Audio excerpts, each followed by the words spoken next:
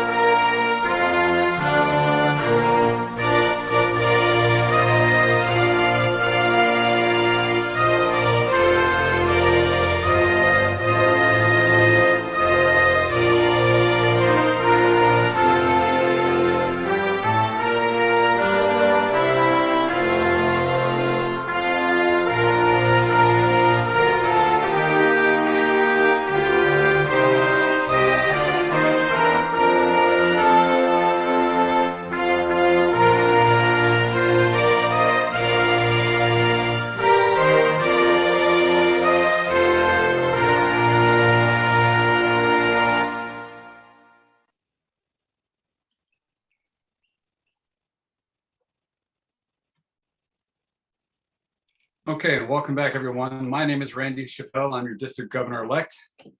A few housekeeping things here. While people are speaking, everyone will be muted. If by some chance you happen to unmute yourself, please mute. This avoids dogs barking and blenders running and people coughing and lots of other noises you might not necessarily want to hear. As you should have all heard, this session is being recorded. If for some reason you don't want your face shown, then go ahead and turn off your video. This presentation will be made available sometime shortly after this meeting concludes. So I'm not quite sure whether we're going to send that out as a link or put it on YouTube, but we'll figure that out and I will notify you. Also, anyone who has not changed their name, it'd be great if you would do that. You do that by clicking on participants, find your name. You see the more up there, you click on that, rename, and then type your name in there. And your club would be nice too. So, so we have that information. So our agenda today, we're going to run through. These are the different subjects we had here. So the idea of pre-pets is it's kind of a high level view of Rotary.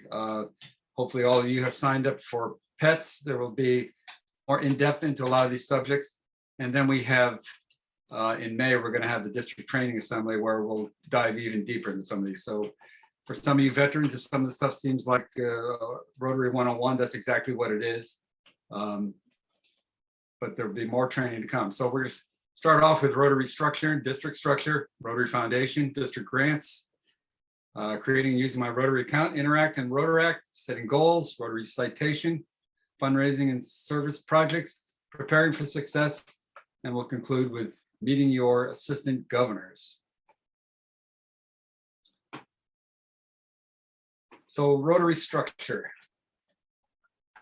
So Rotary structure is basically Rotary is made up into three different parts. There's the clubs, which is of course the heart and soul of Rotary, the clubs and the members. Rotary International, they're hopefully everybody here recognizes the symbol on the left, lower left, and the Rotary Foundation are the three parts of Rotary. So what is Rotary International? The simplest explanation, it's an international nonprofit service organization. Our mission statement, we provide service to others, promote integrity, and advance world understanding, goodwill, and peace through our fellowship of business, professional, and community leaders. So the job of, go back, Christine, sorry. So the job of Rotary International is to support the clubs and the districts. As I mentioned, Rotary is really the members and the clubs. Rotary International's job is simply just to support the clubs and the districts. Rotary International headquarters is in Evanston, Illinois.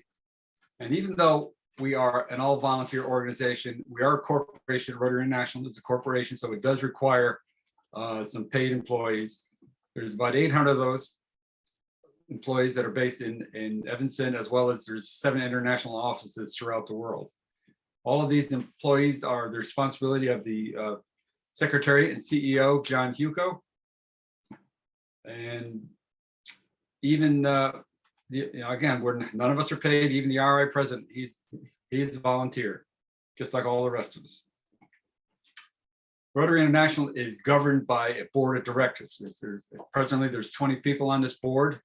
The RI president, the RI president-elect, the CEO, and then there's 17 zone directors.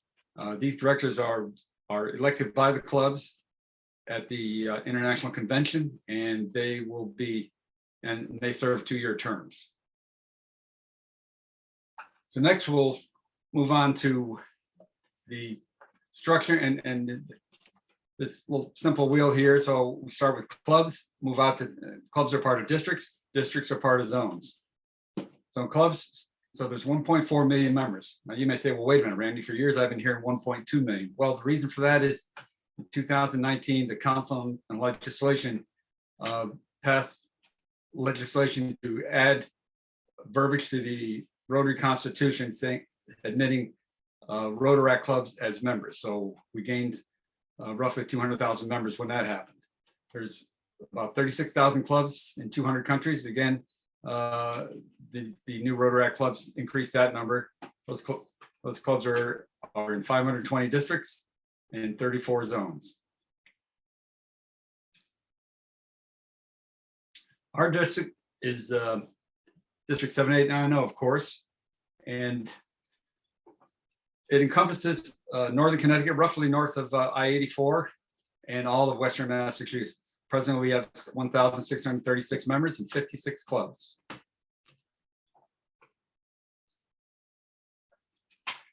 I mentioned our district is part of a zone. We are part of Zone 32. So Zone 32 is everything you see here in Cannes. So it's all of Quebec, Canada, New England, and a few of the other states south of us, and includes Bermuda. So presently, there's 22 districts, 1,164 clubs, and about 33,000 members that comprises Zone 32. So our president, presently, our president right now is Shekhar Mehta. He is, like all of us, the RI presidents are Rotarians, and they are members of clubs, just like we are. Shekhar is a member of the club of Calcutta Mahanagar Sar Prasad, and he's been a Rotarian since 1985. And our new incoming president, everyone should know, Jennifer Jones is the first female president in 117-year history of Rotary. So for all of us, it's about time. We welcome her. She's also a Rotarian, of course, and she's a Rotarian of the Windsor Roseland, Ontario Club, and she's been a Rotarian since 1997. Yeah, gender, let's just stick with Nope. So on January 20th, all of the district governors in district governor-elects in the world were invited to a very special Zoom meeting where Jennifer Jones announced her new theme, which is Imagine Rotary. As part of her presentation, she had the quote on the right was, "We all have dreams, but acting on them is a choice. Imagine a world that deserves our best, where we get up each day knowing we can make a difference." That's quite a quote. So the logo for this theme was designed by a Australian artist named Siki Salam. He not only designed this logo, but the logo for the convention next year in Melbourne, Australia. So there's some continuity there. So the theme was all based on Salam's specialty is Indigenous art, Aboriginal art, and that's what this theme was based on. So each part of the theme actually has a meaning. So starting with The circle in Aboriginal culture represents connections to one another. And for Rotary, that's people, that's us. All of the dots around it represent people in the Rotary culture. There's 7 of those, and those represent Rotary's 7 areas of focus.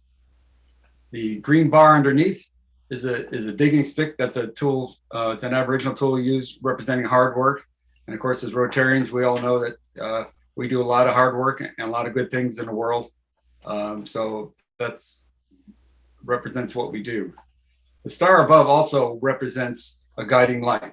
So think about what we do. That star is our guiding light.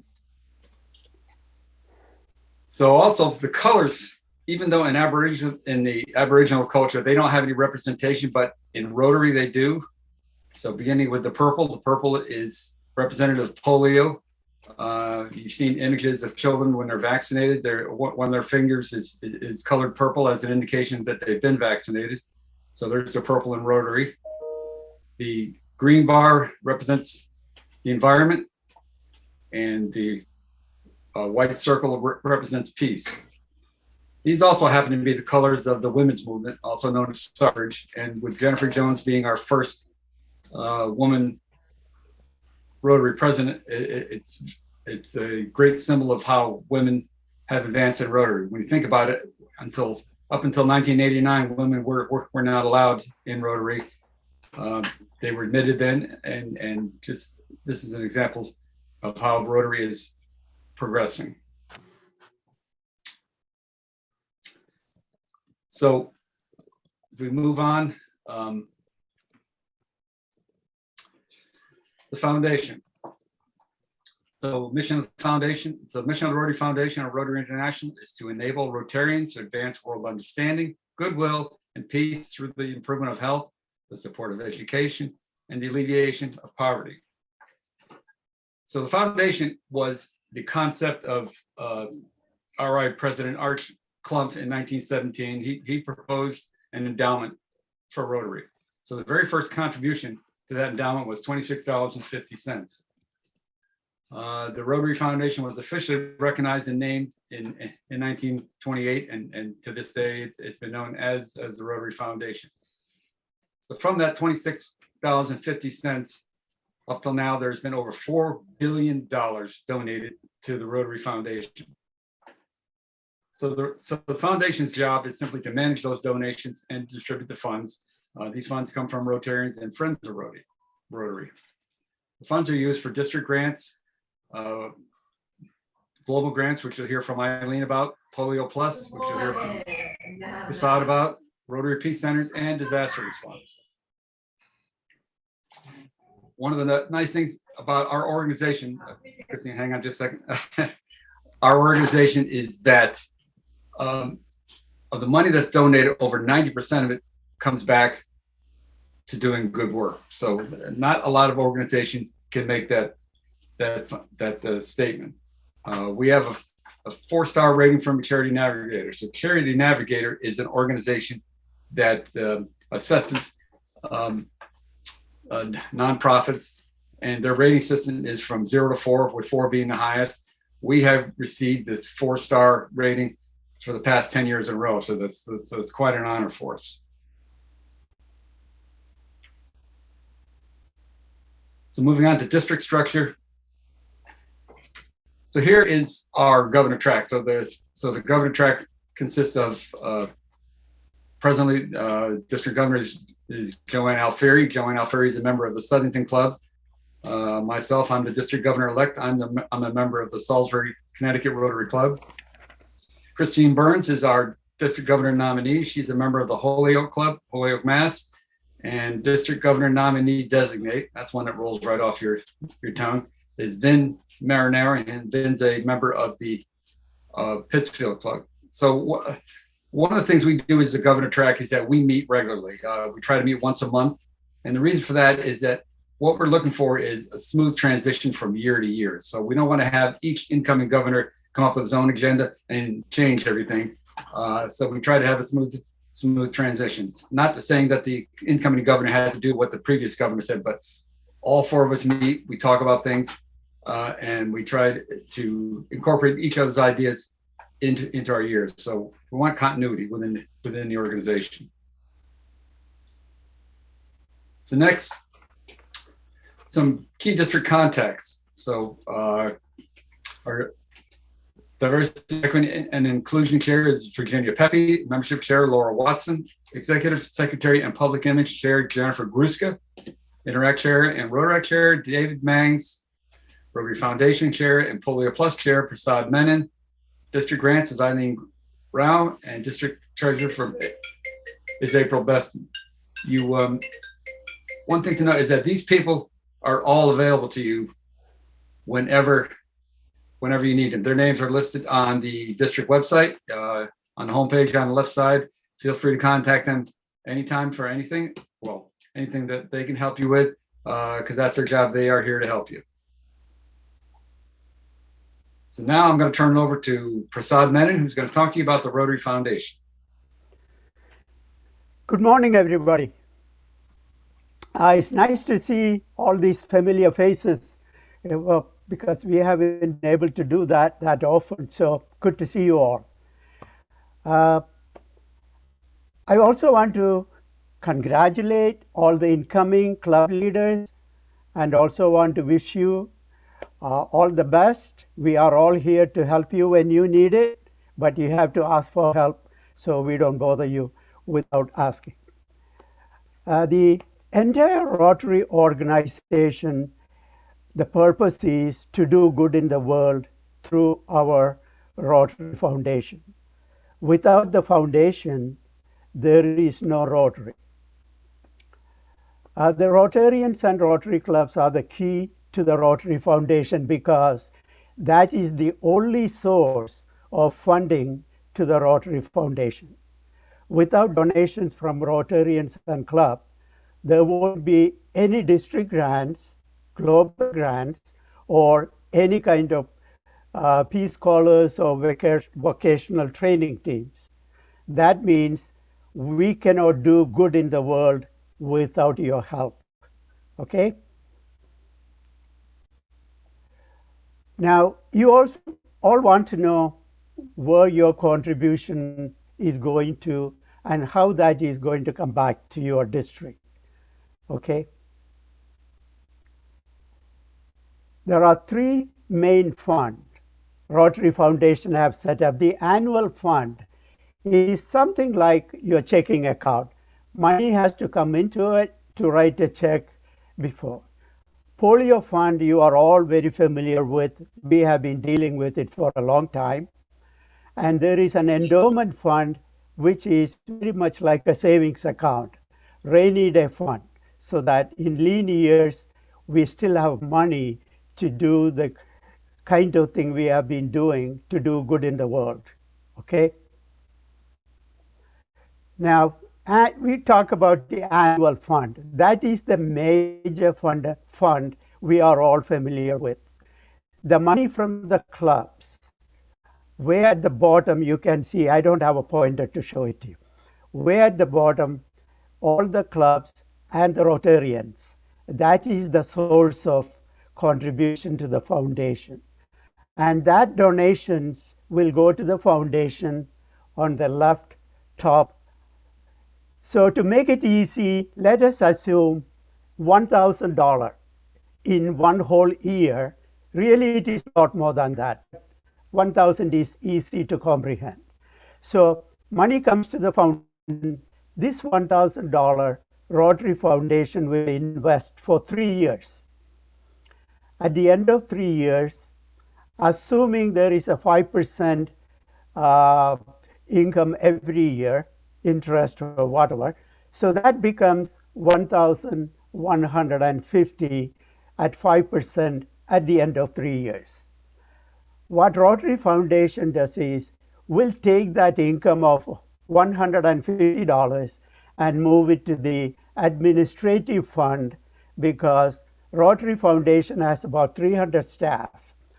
Half of them are in headquarters in Chicago. The other half are distributed around the world. So they have to pay their salaries and expenses. So That income 150 moved back to the uh, administrative account. We are still end up with that $1,000 we originally donated.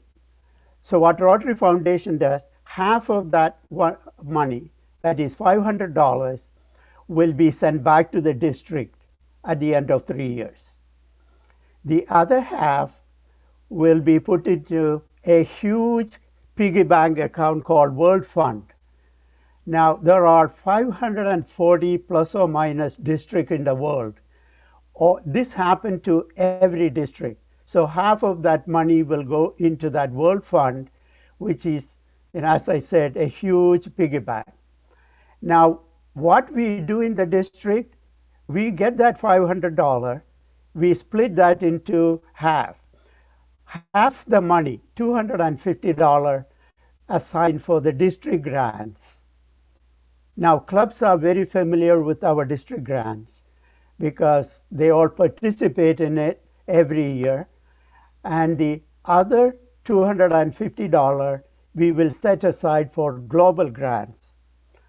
Now, global grants are what it says, global. That is, to do things around the globe. Or Rotary World, there are about 200 countries and territories associated with Rotary. So to do a global grant, you have to have an international partner. So it is a partnership between two districts in two different countries. And the money coming from these two districts will be matched by the World Fund. So that is why the World Fund is there, basically to encourage districts, clubs to do global grants so that we can get that money from the World Fund as matching. Okay?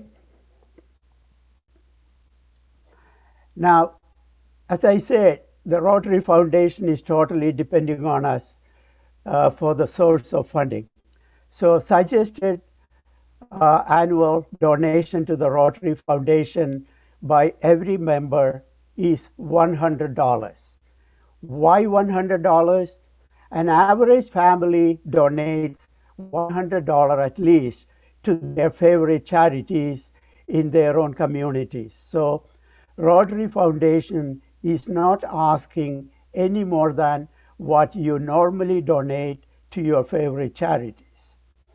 And it so happens this $100 per member is also your club's goal. So you have to remember that. So as the club's leader, because you are the incoming president, we are totally depending on you to encourage your members to donate to the Rotary Foundation. Okay? Now, polio. We have been at it for the last, since 1985. If you look at it, in 1985, when we started the whole process, there were 400,000 cases in 1 year in 125 countries. Look at it. At the end of last year, we had 4 cases in one country. That is a mistake. I have to correct that. In one country, Afghanistan, because Pakistan hasn't had a case since about 14 months now. So that is how much Rotarians have accomplished in eradicating polio, which happened to be Rotary's highest priority. Okay? Now, polio, Rotary's highest priority, and the Rotary's commitment to the World Health Organization is $50 million per year until next year, which I'm sure will be renewed for a few more years. Now, that means every Rotarian, $40 per Rotarian, 1.23 million Rotarians in the world, that will work out to $50 million. So this $40 per Rotarians to the polio fund is also your club's goal per Rotarian. So please remember that. And this $50 million will be matched by Gates Foundation on a 2-to-1 basis. That makes 50 million plus 100 million from Gates Foundation will make a total of $150 million per year. And that is our commitment to the World Health Organization to eradicate polio. Okay? Now, very easy to donate to the Rotary Foundation. At this point, I'm sure you are all signed up with the Rotary.org. So when you go to My Rotary at the Rotary.org, on the right-hand tops, you will see Donate. Just click on it. Okay? Next one. Okay, when you click on it, you will get a choice. You can click on Annual Fund, which is the standard, or the Polio Fund. These are the two areas Rotarians always donate. Okay? Now, once you do that, you can choose one-time donations, or most Rotarians click on recurring donations. So if you say $9 per month, recurring donation, that will become your goal, $108. So that is what we recommend you do, but you can choose any amount you want. So, and once you choose that, okay, you can click on it with your credit card, you're all set.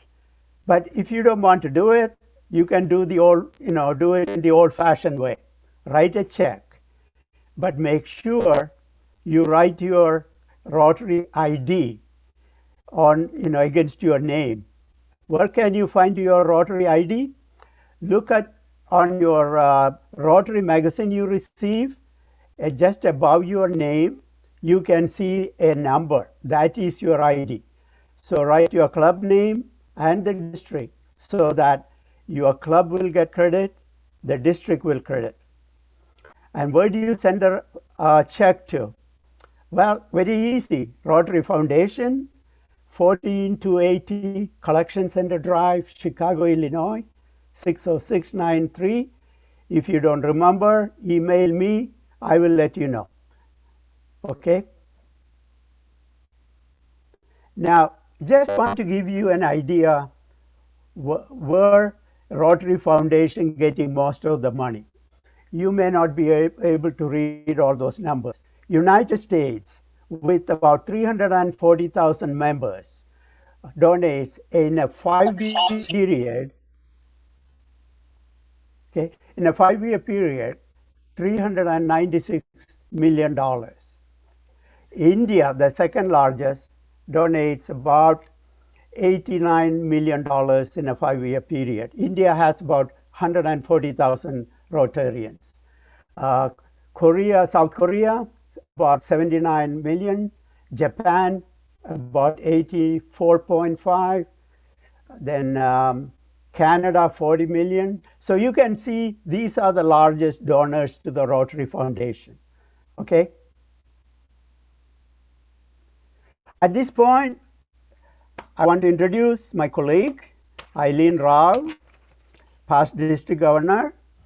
And Eileen is also the Zone 32 Regional Rotary Foundation Coordinator.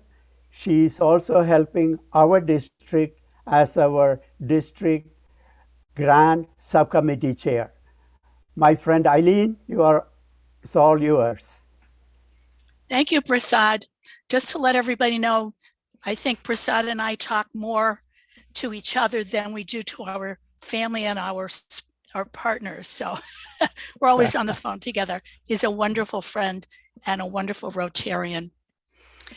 There are two kinds of grants the district can fund with DDF, which the long form is district designated funds, which is really a mouthful.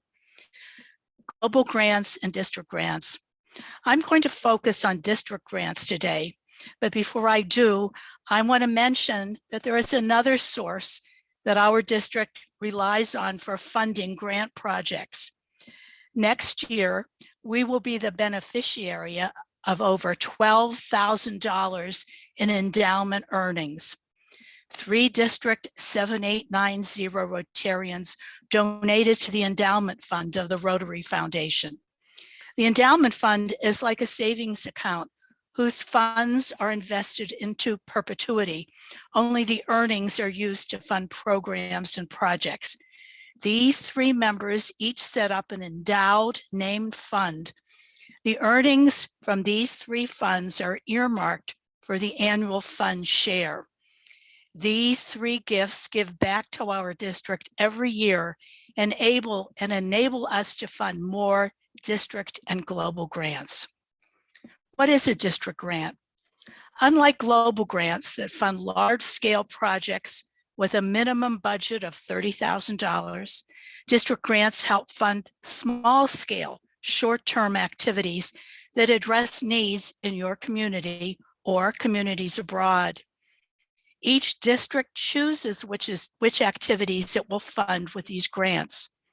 District grants allow local decision-making with minimal restrictions for smaller scale activities and projects. They are aligned with the Rotary Foundation's mission of doing good in the world and the 7 areas of focus, which we will talk about a little bit later. And district grants are awarded annually. It's really up to the district to make the decision of where those funds are going to be, which is really great. As we go through the slides and each of the pages, you'll notice that there's some pictures. And these are projects from past district grants, which I'm always excited about. That's the more district grants, the better.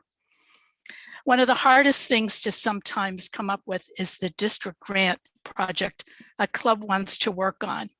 Could we have the next slide, please? I want to take you through the process the Rotary Club of West Hartford went through last year.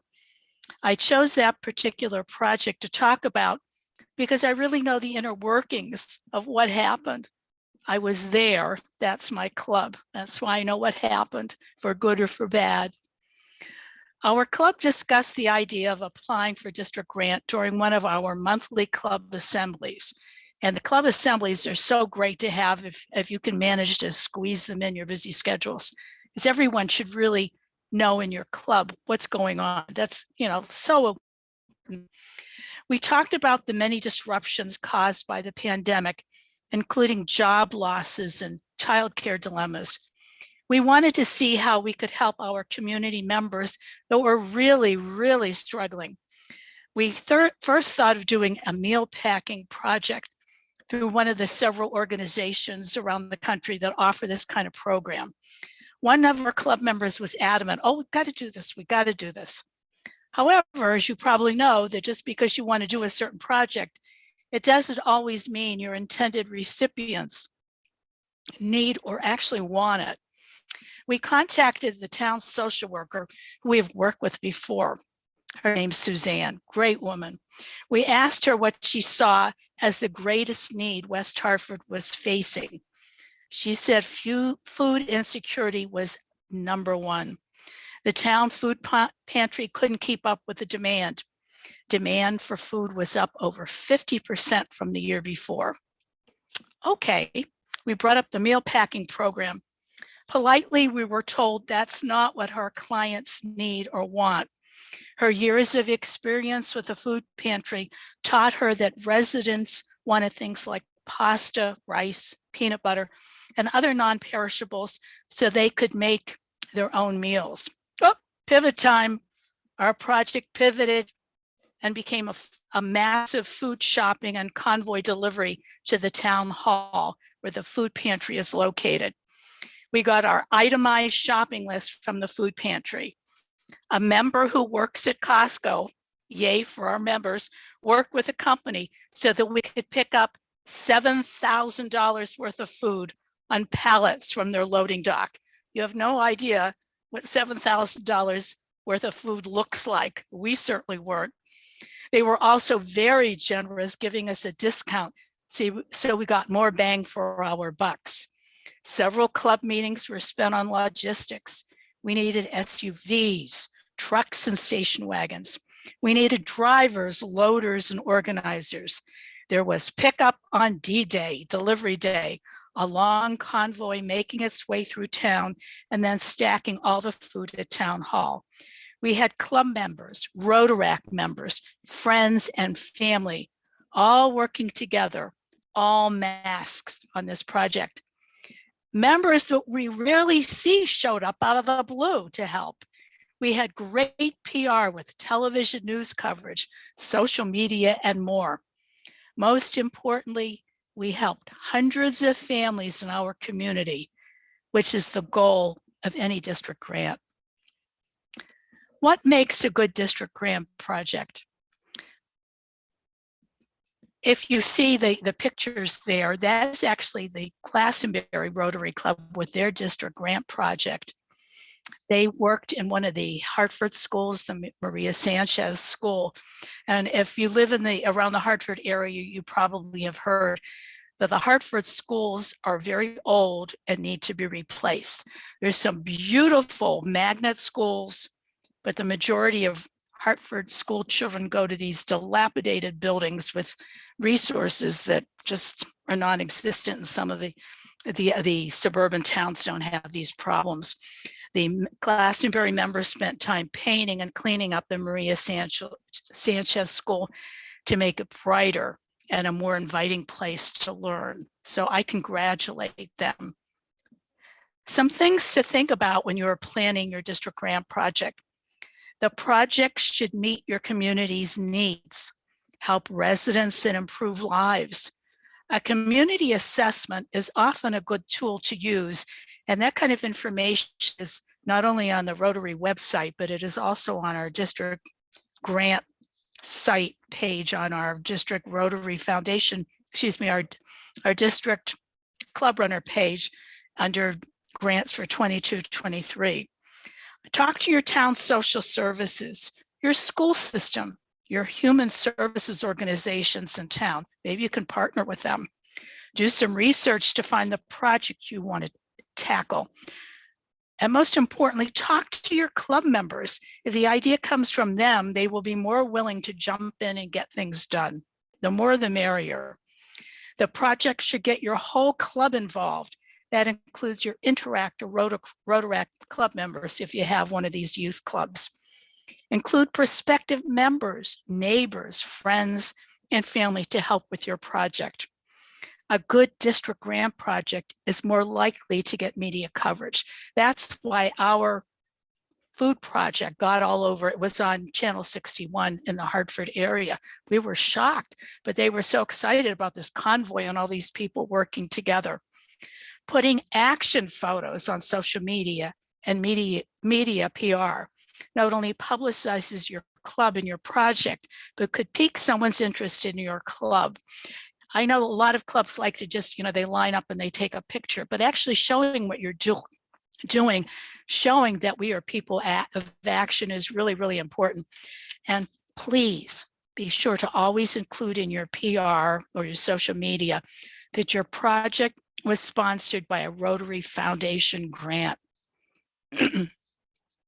Who should head up a district grant project? Should it be you, the president-elect? How about giving the lead to a group of newer members or members who are not on the club board? As club president, you are going to be extremely busy. I can tell you, because I was a club president too. And as our club president, Kyle Egros, always says, many hands make light work.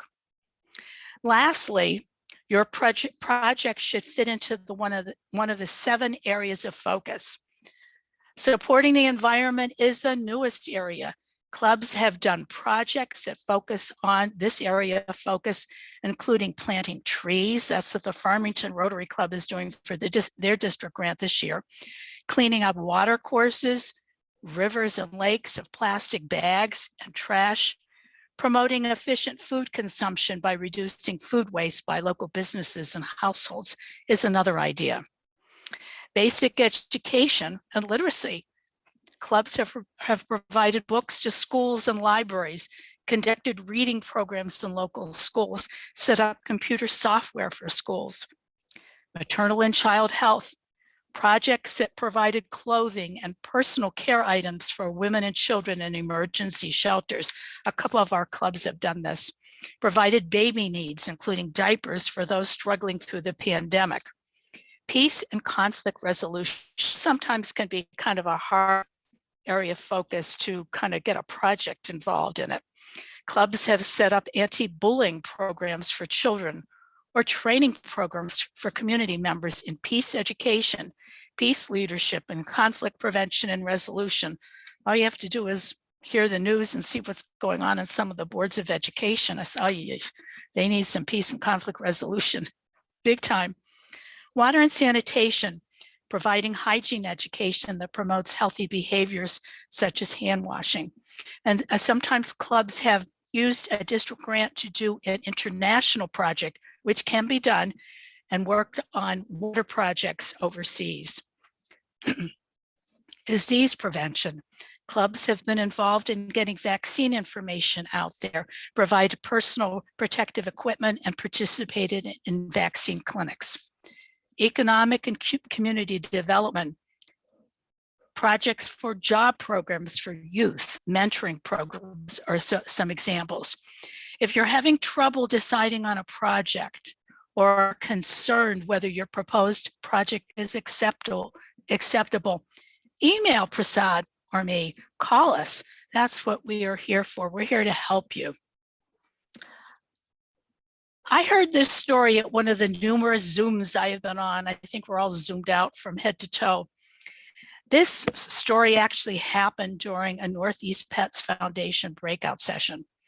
When asked if their clubs had ever been involved in a district or global grant, out of 20 plus presidents-elect, only one person thought their club may have been involved in a foundation grant. It's hard to believe that out of 20 plus clubs, only one may have been involved in a grant project. It's kind of scary. However, when we receive grant final reports, sometimes when asked how many members were involved in the project, sometimes only 2 or 3 members is the answer. Sometimes I think clubs' grant projects are in the witness protection program. No one knows about them. And they really should. A foundation grant can really kickstart your club. How can a district grant or global grant project help your club grow and thrive? It can help build fellowship and camaraderie. There's nothing like working together to know your fellow members. Plus, heavens, it always leads to so much fun and laughter. And it can also attract new members through your PR outreach or by asking prospective members to work on your project. It will get your name out there. So your town will know that there's a Rotary Club, so important. Club and appreciation of what Rotary membership is all about. It's just not about meeting and having lunch or dinner or wherever you do and hearing a speaker. It will give your club an appreciation of the Rotary Foundation.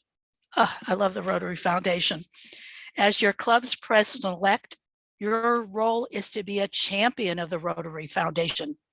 When members can see what can be done through the foundation, they understand why every day donation made to the Rotary Foundation is so important. It's important to remember how highly our foundation is regarded. As Randy mentioned earlier, it's got this high rating on things like Charity Navigator. It's also one of the top 100 foundations in the world. Just think about all the organizations we are partnering with on the polio initiative, UNICEF, the World Health Organization, the Centers for Disease Control, the Bill and Melinda Gates Foundation. Helping others not only helps others, but boy, it makes you feel good about yourself. It's kind of selfish to say that, but it is so true. It will also make your club a vital and respected part of your community. How can you apply for district grants or global grants for next year? Register for one of the 2 online webinars. One is this coming week, Thursday, February 24th at 7 o'clock. And the next one is March 22nd online, both at 7. And you can learn how to apply. The the registration link can be found on the district website on the right-hand side under events. Your club needs to send at least 2 people to one of the webinars in order to apply for district grant and or global grant funds. And you only have to register for one. Each webinar has the same information. There is a lot of need out there. Just, look at social media. A lot of people in your community who are having difficulties. Your district grant project can meet those needs, help those people. It's up to you and your club to take on that challenge and create real positive change with the help of a Rotary Foundation grant. I'm looking forward to seeing some creative projects coming our way. Now, if you have any questions or any concerns or anything, you can put them in the chat now and we can answer them. So, Christine will read the question out loud. Please add your questions into the chat and I will forward them to Eileen if there are any questions. Thank you. There's a question from Missy Myers of the Putnam Club. She's asking, is each club limited to only one grant application per year? Well, that's a 2-part question. In terms of district grants, you can only submit one application. However, if you also want to do a global grant, you can do that, but only one district grant. And we'll folks, I talk forgot about to this mention, more in the when we have the grant webinars. So please, tune in. Eileen, I apologize. And I forgot to mention that at the end of each of these sessions, we do open up the chat for questions. So if anybody had any questions for Prasad, feel free to put them in the chat now. Okay.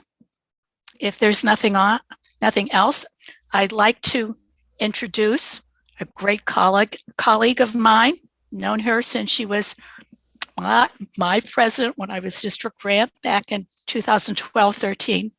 District governor, not district grant. I've got district grants on my head. I'm very honored and pleased to introduce Assistant Governor and DGN, Christine Burns, who is our next presenter. Her topic is creating and using your Rotary account and club club runner. At least my voice held out. Thank you. Welcome, Christine. Thank you very much, Eileen. Really nice to see you. I'm sorry that I'm having a little challenge here because I have 2 computers going, so I can see what's happening in what I'm doing. So we're going to start there. There we go. Wonderful. Hi, everyone. My job today is to tell you about my Rotary and using your Rotary account. Everybody's got one. And they exist, your account, in all of our Rotary websites that we use. The first thing I'd like to talk about is the misconception that Club Runner is a place. It's not, it's only a thing. If any of you have had any experience with websites, we know that they can be designed in many ways. They can use different platforms, Dreamweaver, Wix. I know you've all heard of WordPress and many other platforms.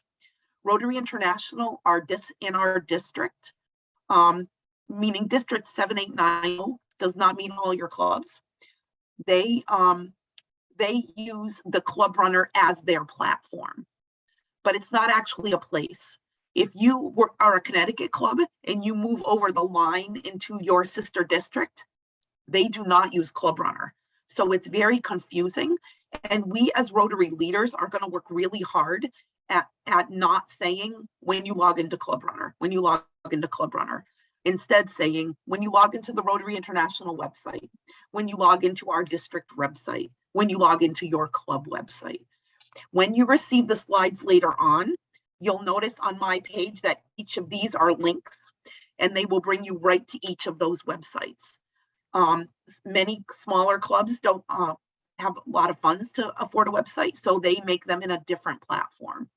The great thing about the Club Runner structure is whenever you enter into the club website, everything does go up the chain and it makes it much easier for your club to do this reporting, but it is not required. So remember, when we talk of Club Runner, we're talking of a thing and not a place. And we need to refer to the individual websites as what they are. Alrighty. So everyone who is a Rotarian is added by their club to the club website somehow. If the club website does not use Club Runner, it's added at the district level, but it's definitely in RI. If you're getting your magazine, Rotary International knows you exist as a person and as a Rotarian. And that means that you have access to all sorts of resources on the Rotary International website. And of course, you can find out everything going on your district. Our district is a Club Runner website. And you can find out what's happening everywhere in Rotary. So the first thing you want to do is when you are first going in, if you have never done that, is to go to rotary.org. Again, the previous slide, you could click on that. It would bring you right to this page on the RI website. And you're going to click on My Rotary. It's that easy to start off. Now, you're going to have two choices. You're going to either register for an account or you're going to sign in. If you're going to register for an account, it's pretty simple. It's going to ask you your name and what club you belong to. When you put that in, you will find yourself and you will be able to click on that and add your information. One of the my pet peeves about using our Rotary websites is that people do not update their own information. So for instance, in our club, we've had people who have retired and have not changed their email address from their previous, from their job email to whatever they're using personally.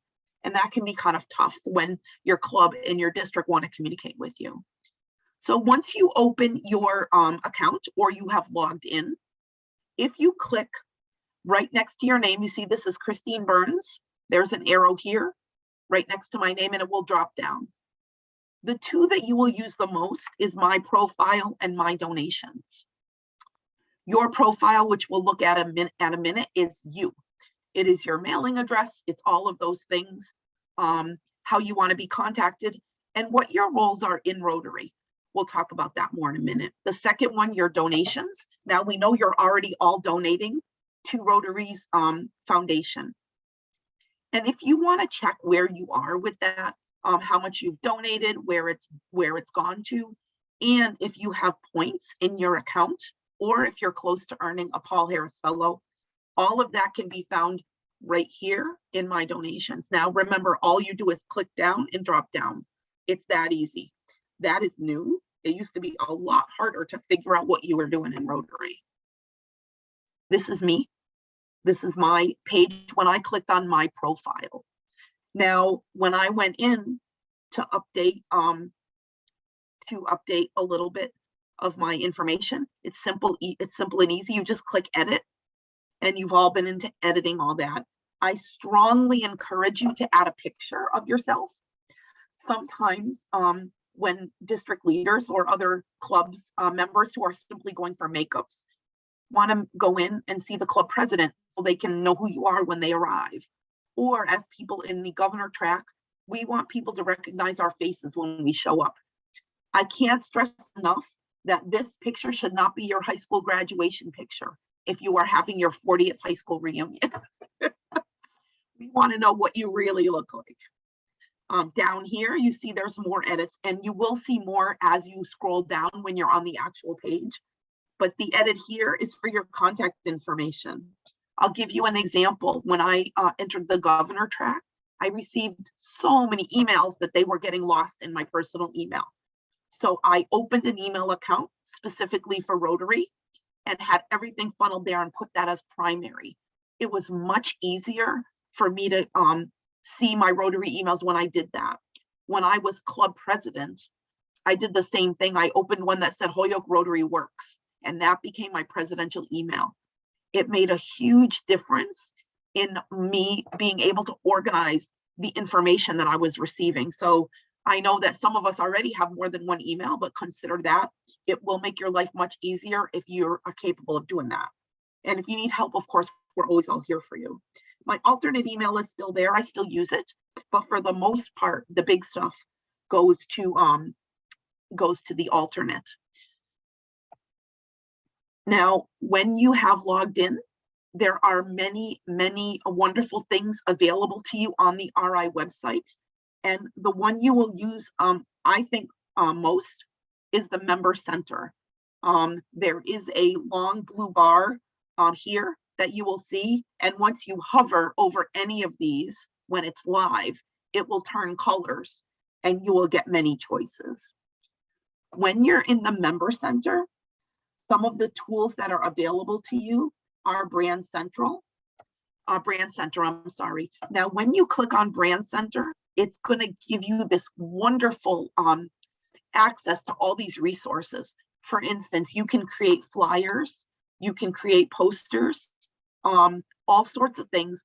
Every logo you can imagine is on there. All of our virtual backgrounds that you see many of us using for the 7 areas of focus.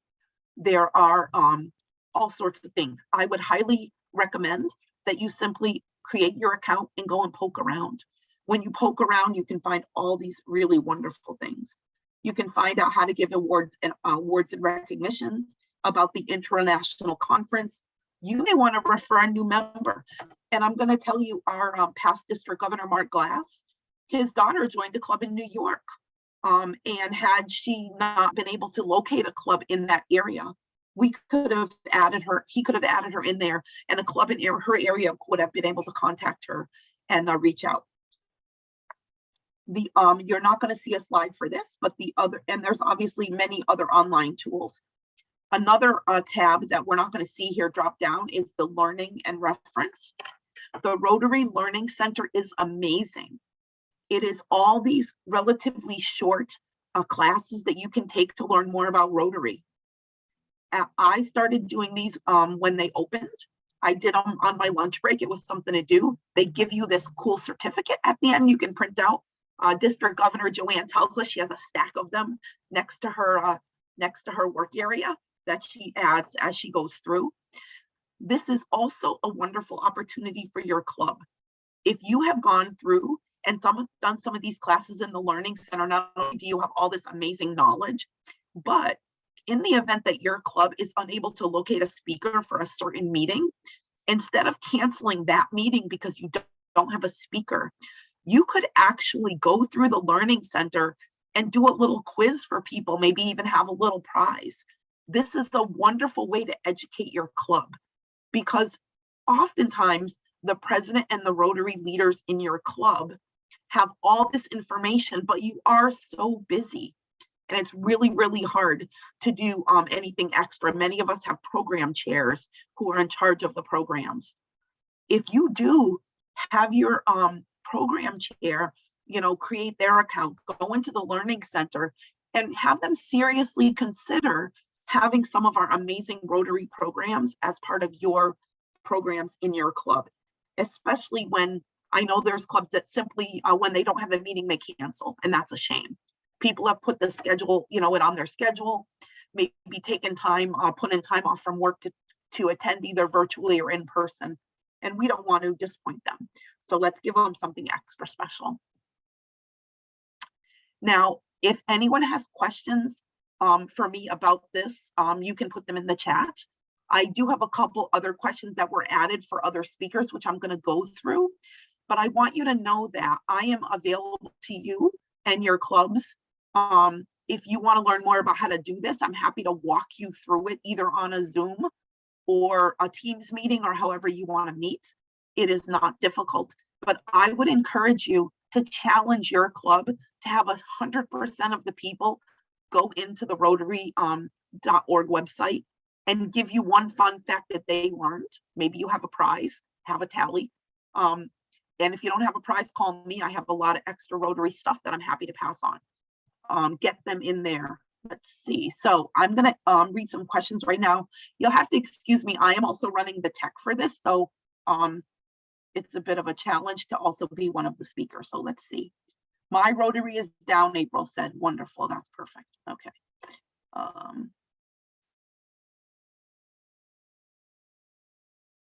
Hold on one second. Okay. So we have a question from, I believe this is for either Eileen or Prasad. And this question is from, hold on, Missy Myers again. Thanks, Missy, for putting our questions in. Do presidents get a summary at any point of how many of their club Rotarians give to the foundation or in total dollars? Prasad or Eileen, can you answer that? Yeah, I can answer that. As club president, you have the complete access to all the club information on Rotary.org. So when you go to Rotary.org, goes to the foundation reports, click on the reports, your club members and their donations and the whole kind of information will come up, so you can see who has donated, who hasn't donated. So you have full access to that. And if you cannot access it, email me or Eileen, we will get you the information. Thank you. And by the way, all of these questions are also recorded in the Zoom. So if we miss your question, I'm the one, if I miss your question, I'm the one that will apologize for that. But it will be forwarded to all the presenters and they will get to you. Jeffrey Rivard has a question. He's of the Farmington Club. Question about the anti-polio effort. I think they said there is 100 million per year allocated. If they are down to only 4 cases or so per year, how is that money being used? Good question. As long as there is one case of polio in one country, unfortunately, people travel back and forth from one country to the other country, and there are no current restrictions from these polio endemic countries going to other places. So as long as people travel, they will carry the polio virus. So every country has to continue to vaccinate their children every year until the entire polio cases disappear from this world. So the money is used for the vaccination of children all around the world. Okay. All right. We will get to any other questions later. We're going to take a little break. And we have 10 minutes to get a cup of coffee, go to the bathroom, whatever. And when we return in 10 minutes, we will be hearing from David Mangs. He is the District Rotaract Chair for District 7890. So take a break and we'll see you in 10.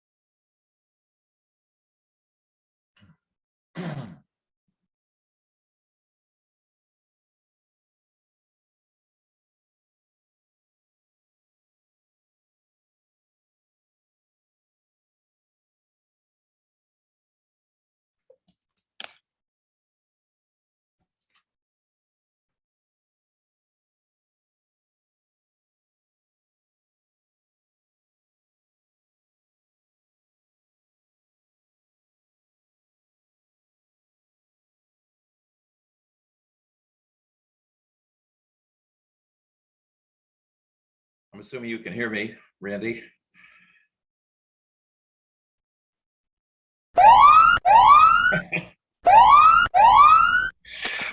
That means it's time to come back, folks.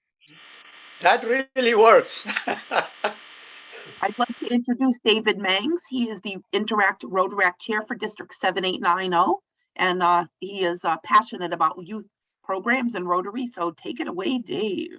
Okay, good morning, everyone, and I'm so very pleased to be here with the leaders of Rotary. I want you to remember the highest office in Rotary International is the club president. And so congratulations on soon to be serving as the highest officer in all of Rotary. Rotary International is designed to support the clubs. And today I'm here to talk about Interact and Rotaract. We've had, at one point I served as Interact chair for well over a decade. And then I was checking through my records in 2014, we had as many as 36 Interact clubs in our district. I was so very proud of that. We also have Rotaract. Now, just as a background, I'm sure many of you are aware of it, but today Interact is for youth 12 to 18 years of age. They can be community-based, just like Rotaract, or school-based. In our district, all of the Interact clubs have a sponsoring Rotary club. So what's very, very important is that presidents and presidents-elect need to be aware of the Interact and Rotaract clubs that they have. And if they don't have an Interact and or Rotaract club, please consider as one of your goals the establishment of an Interact and Rotaract club for your community, for your club. It'll bring vitality and energy as long as you integrate your operation with what they're doing. We've had a couple of tough years, and our ask is that we start paying attention to building back many of the Interact and Rotaract clubs. With the pandemic, kids had a hard time meeting.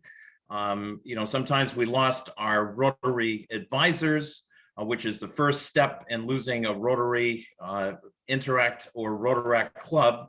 So it's very important that we have advisors assigned to your clubs.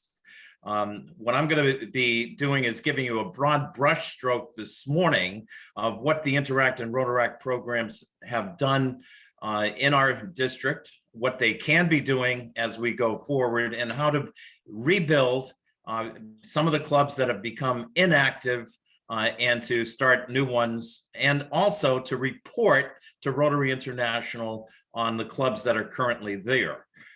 So what we're going to be doing after this meeting is I'm going to be forwarding to Randy a couple of emails that will help us get things going. Number one is we have to know who's on first.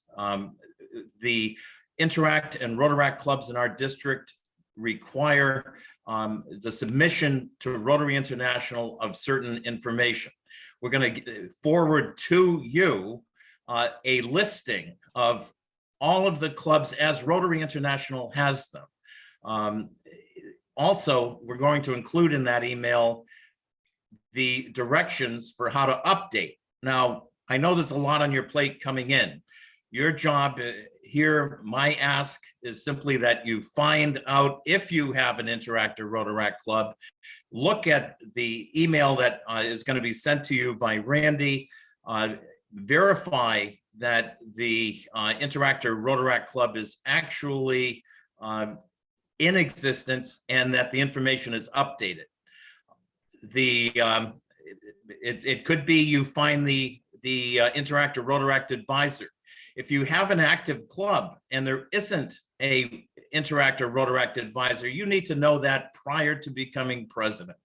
We need to assign somebody that responsibility. That's what keeps these clubs alive. That's the link between your club and the Interact or Rotaract club. So Interact, 12 to 18 years of age. Most of the Interact clubs in our district are in fact school-based. That means there's also a school advisor. And the other thing we've learned through hard experience is if we no longer have a school advisor, that is also another flashpoint risk for possibly losing that Interact or Rotaract club. So same thing with Rotaract. Now, there's been a couple of changes in the last couple of years that have impacted our Rotaract clubs. It used to be that they were 18 to 30 years of age. Now it's 18 and older, and there is no upper limit on the age of Rotaractors. They used to always have to be sponsored by a Rotary Club. That's no longer the case. In our district, however, all of our Interact and all of our Rotaract clubs at the current time, as far as I know, are currently sponsored by a Rotary Club. This is where your role as a president-elect is so very, very critical in knowing before you take over, do I have an Interact club? Do I have a Rotaract club? Is it school-based? Is it community-based? And is the data that was sent to Rotary International accurate? And if it isn't, how can I help my club update that information? It's not complicated. Everything will be there in the email that Randy's going to be forwarding to you. You know, the second thing is we're very, very pleased to announce the beginning of what we call a Interact and Rotaract service above self. A service above and beyond award that we're going to be giving to those Interact and Rotaract clubs that are applying for them. I want to thank Prasad, who I know is on the call today, and Eileen Rao for helping us establish a 501c3 organization in our district. We're hoping that this annual award will be made available on an ongoing basis to Interact and Rotaract clubs in the district. At the current time, we have up to $1,000 for every Interact and Rotaract club in the district.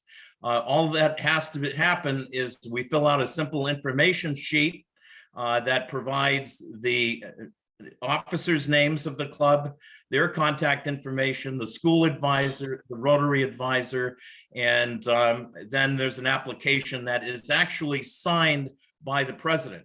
We don't have a deadline on this application procedure because we realize the Interact and Rotaract clubs have faced a daunting challenge with the Omicron variant, remote meetings and the rest of it. So it's not been easy. We have, without a doubt, lost a number of our Interact and Rotaract clubs in the district. So we're in a rebuilding mode. So if there is an Interact or Rotaract club, please let the advisor and that club know that there's $1,000 waiting for them once they fill out a very simple application with a budget for a service project. This is a great recognition to the Interact and Rotaract clubs who have survived this pandemic. We want to give them all the support we can. Now, why is it Rotary is supporting these very official youth programs? And what I have to say is, having run, the annual Interact conference for, over a decade, is I learned a few things. Visiting high schools, talking with advisors, and just seeing the wonderful service projects. Each club is supposed to do 2 domestic service projects, 1 international service project. I was just blown away. It could bring you to tears sitting in one of these conferences and seeing the tremendous work, enthusiasm that these young future Rotarians are bringing to our communities and to our schools and to the international arena. For a while, we were presenting the shelter box to the annual Interact conference, and we found that our Interact clubs were supporting more shelter boxes than all of the Rotary clubs in our district combined. the potential for bringing the values of Rotary, you know, the four-way test of the things we think, do, or say, which we encourage each club to say at every meeting, just like you should be doing in your own Rotary clubs. Understanding the concept of service above self. And what I learned from dealing with these clubs is I heard over and over again, these are the cream of the crop in our school. These are the future leaders of our communities. They're successful in their academics, they're successful in sports, and they still find time to make a commitment to others other than themselves. This is the future of Rotary. This is our legacy.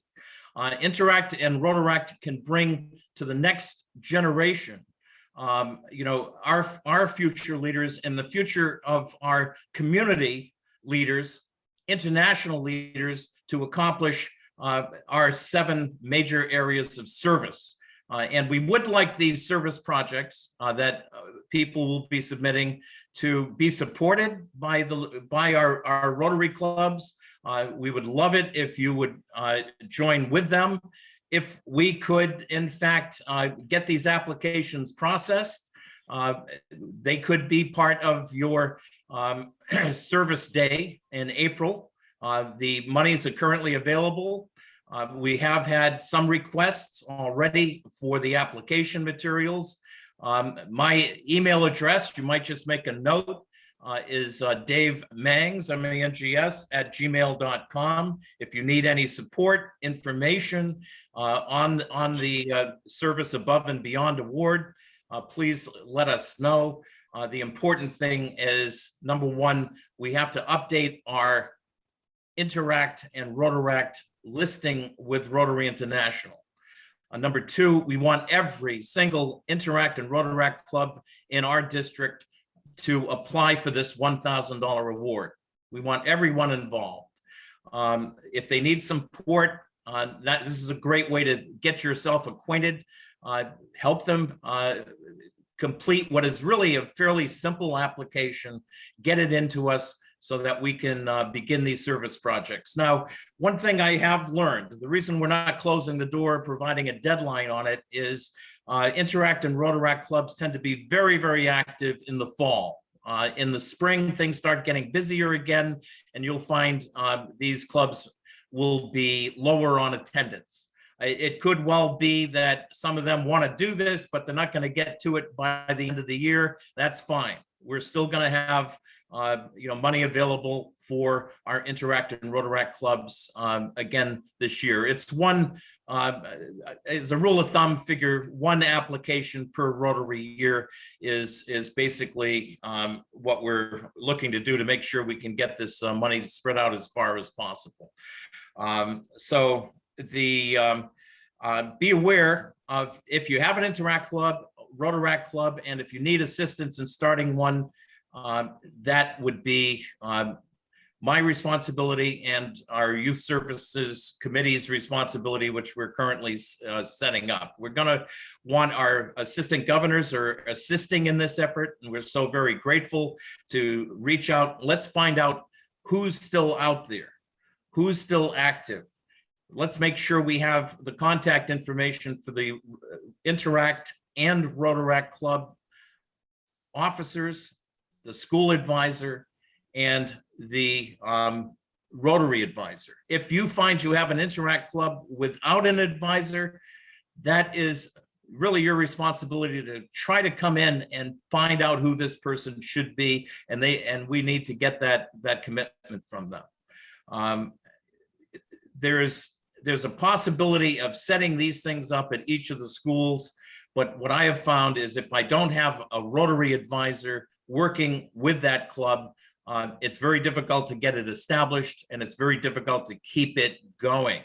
With regard to Rotaract, Putnam, for example, has a community-based Interact and Rotaract. We're very proud. They've been around a long time.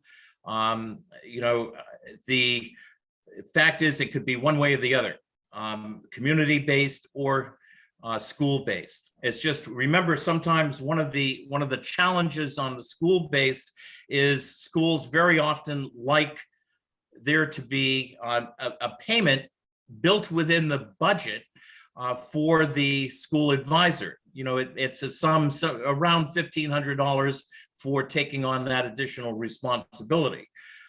Sometimes if you're starting a new Interact Club, for example, and the school does not have that $1,500 in the budget, I've had clubs over the years that have stepped up and provided that money with the idea it would be put into the school budget in the following year. The other thing we've done is capture existing service clubs. This happened in Berlin, one of our most successful Interact clubs. They had a service project. We made it an Interact club. And so the money was already there for the school advisor. So we can be creative. I'm certainly willing to accompany Rotarians to meetings with school officials once we get this going. You know, there's a process behind it. And very often when we start a new Interact or Rotaract club, we have a wonderful celebration.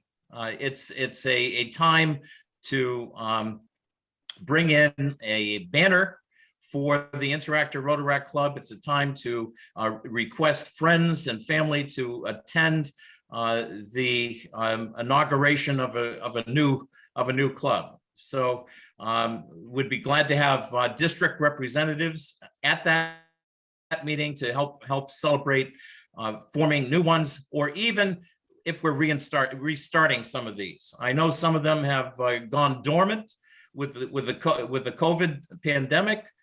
What we're hoping is to reactivate. I mean, you know, if you have an existing club, that's a home run, because now all we need to do is make sure they continue to meet, that they have a succession plan.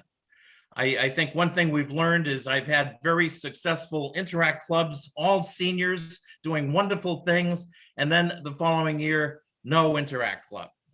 So succession planning is so very, very critical to the clubs themselves. This is the role of the advisor, to make sure that the next year of leadership is being laid up for them. You know, once you have one of these, keep a strong link. There should be a report on a regular basis, at least, you know, maybe a couple times a month, as to what the Interact and Rotaract clubs are doing. Involve them in your service projects, and you should be involved in their service projects and fundraisers as well. It'll bring a new energy to the club. There's nothing like youth and their enthusiasm. It was amazing to me how these young people could take a project and they would just run with it. You know, everybody faces challenges and obstacles, but they knew they could do it, and they did. So we'll be there in the background to cheer you on as you bring Interact and Rotaract. Expect 2 emails from Randy. Once again, as I mentioned at the beginning, this is our ask. Let's make sure our Interact and Rotaract information is updated at the current time. This will make it easier for you as incoming president to support the future of Rotary, which is really in these 2 clubs. You know, the second thing is, let's make sure for those Interact clubs that are new or being formed, or even the ones that we're going to restart, that nothing would make the district happier than to get $1,000 into the hands of these enthusiastic, cream of the crop students that want to make a difference in their communities. Let's make it possible for them to get that $1,000 and to put it to work. If possible, I'd love to see Rotary clubs match or assist with additional funding on these projects, but that's not required. You know, the important thing is let's get the kids up and running, our young people up and running, and develop our future Rotary leaders. And I think I may have gone over my time, Randy. I'm not sure. Dave, let me, do we have questions for Dave? Could you please put them in the chat? So The, If you have questions for Dave, you put them in the chat and I will pass them on to him. No, Dave, you're actually doing pretty well. We're ahead of schedule here. So if you got okay, good. a couple more things, and I stress a couple, Dave, Yep. you want to talk about, that's fine. Okay, you know, let me just tell you a few of the challenges we've had in the past with regard to Rotaract, which now, because the age limit has been lifted, we can really, and we don't even need a Rotary Club sponsor, although I think nothing's going to happen in our district without the leadership of our local Rotary clubs. Let's face it. We could actually be thinking outside of the box. Our district is facing a membership issue. Rotaract is a much less expensive way to get people involved with Rotary. Let's say, for example, you know, like in our area, one of the questions came in from Dave Obedzinski from Berlin. There is no reason why, you know, the question was really, you know, can the Rotary Club help support financially the Interact and Rotaract clubs in these projects? And the answer is absolutely yes. In fact, the service above and beyond award, that $1,000, will be actually paid to the Rotary Club. I should just mention that some Interact and Rotaract clubs do have their own budget and have set up a means of financially tracking it. In some cases, the high school Interact will be using, you know, have a budget tied in with the school. In this particular case, because there's so many variabilities, when the check gets sent out, it will actually be sent to the Rotary Club itself, signed off by the Rotary Club president. So what we want to be sure is that the money is used for the service project, and that the kids, I shouldn't say kids because Rotaractors are technically adults, so that our Interact and Rotaract members actually decide on what that service project is.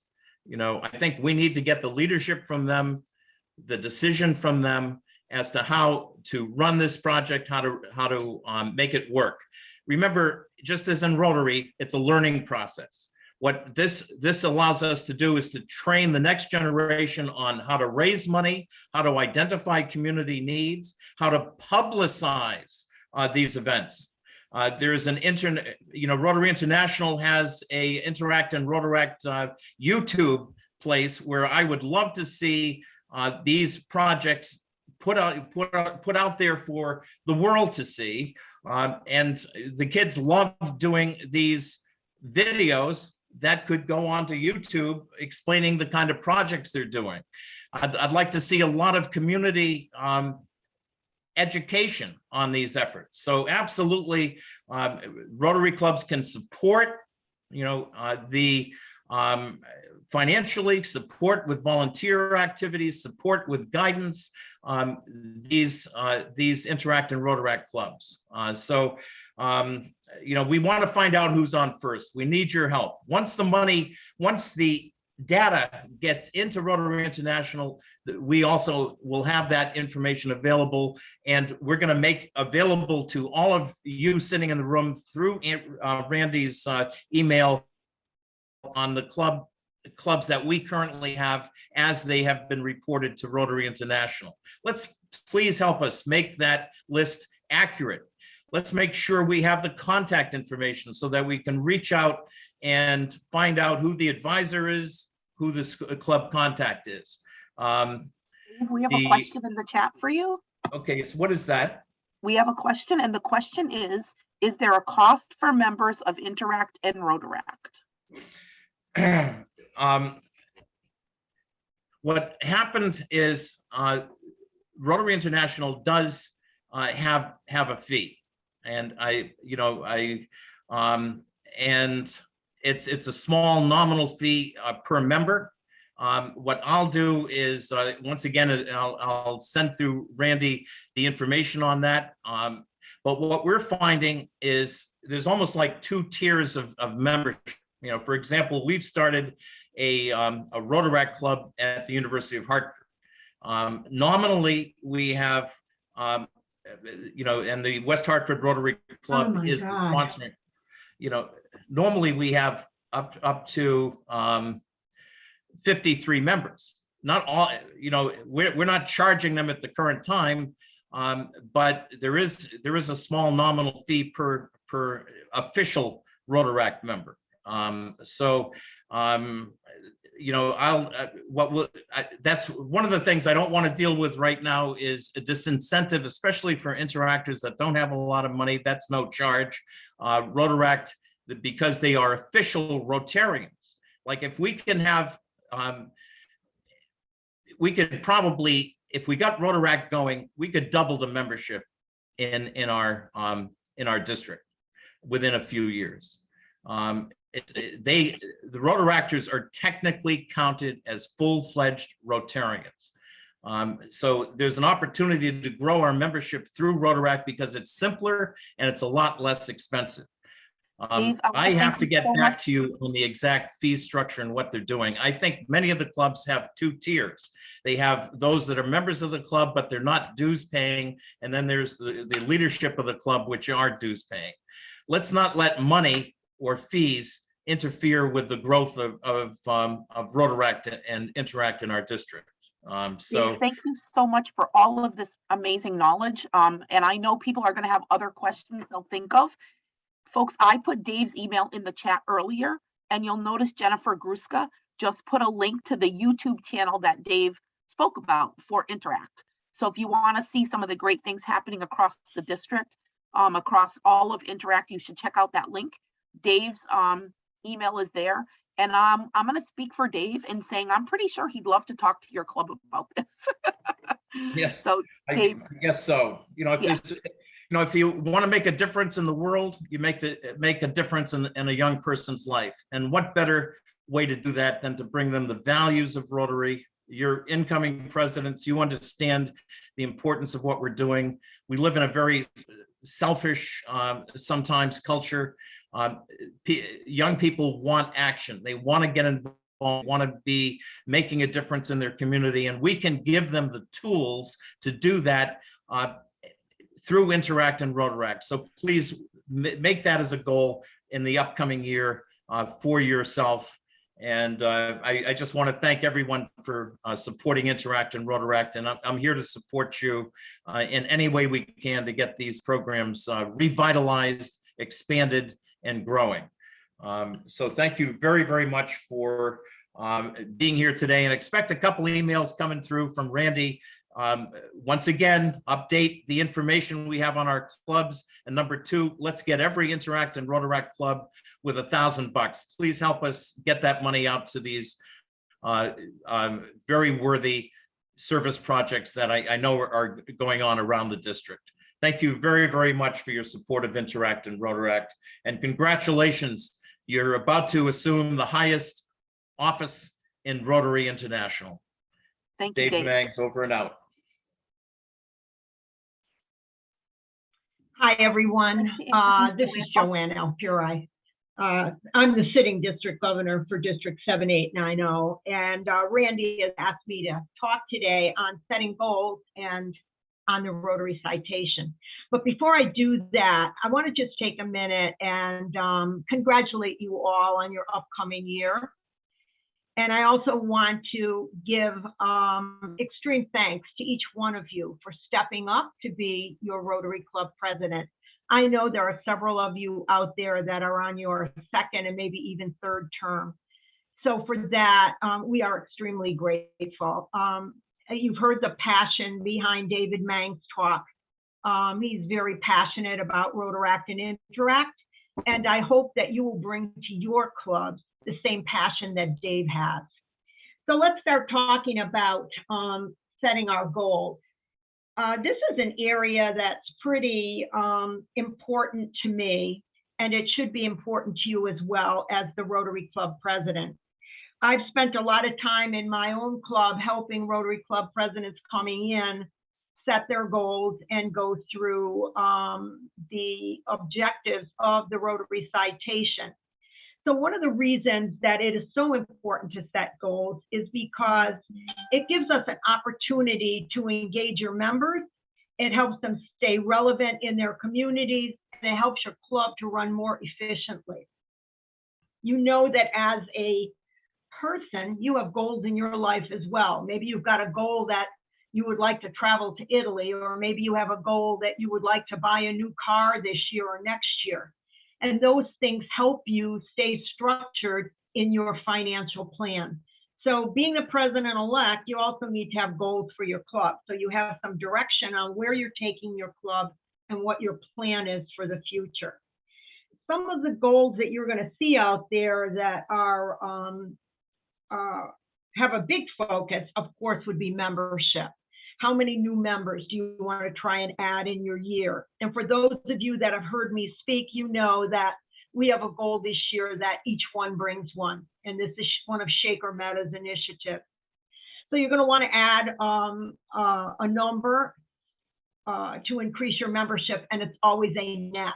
So you're taking in, you want to increase your number, but you also have to take into consideration the fact that you will lose members throughout the year.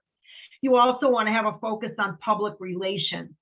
You know, what new materials do you want to develop? You might be in a situation where you're not on Facebook, you're not on Instagram, you haven't brought social media into your club. So maybe it's something that you want to take a look at. You want to also think about service. So when I have a new president coming into my club, if I'm doing any training with them, I always talk to them about what's your passion. Usually a Rotarian, if you're coming in at the president level, you have something that you're passionate about, the reason why you're in Rotary. So if I was going to use Vin Marinero as an example, our district governor nominee, Vin has an extreme passion around youth. So I would think that if he was coming in as president of his club, he would be putting in some service projects that deal with youth. You may have something that's entirely different, but you want to think about what your passion is, what your needs are in your community. You may want to think about doing a community needs assessment, getting in touch with leaders in your community and finding out what the needs are and setting up some service projects that will meet those needs. Again, we talked before about youth. Very excited that this year, June 4th, we will be holding our RILA program again, the Rotary Youth Leadership Award. Excited about that. It's going to be up at Springfield College. Goal for you, how many kids are you going to send to RILA this year? Do you think that maybe if you don't already have an Interact Club or a Rotaract Club, that you might want to think about starting one? We have not done anything with our exchange student program. We haven't done that because of COVID, and that is also the reason it's held off on our RILA program, but we're getting back to that. So we're excited about all these things, something for you to think about building back into your program for your year. And of course, the incredible Rotary Foundation. What level of foundation giving are you looking for from your club? And if you heard Prasad in his talk, he talked about some benchmarks for us. So, we look at $100 for each member for a Rotary Foundation. So if you have 20 members in your club, then you're probably looking at a $2,000 goal.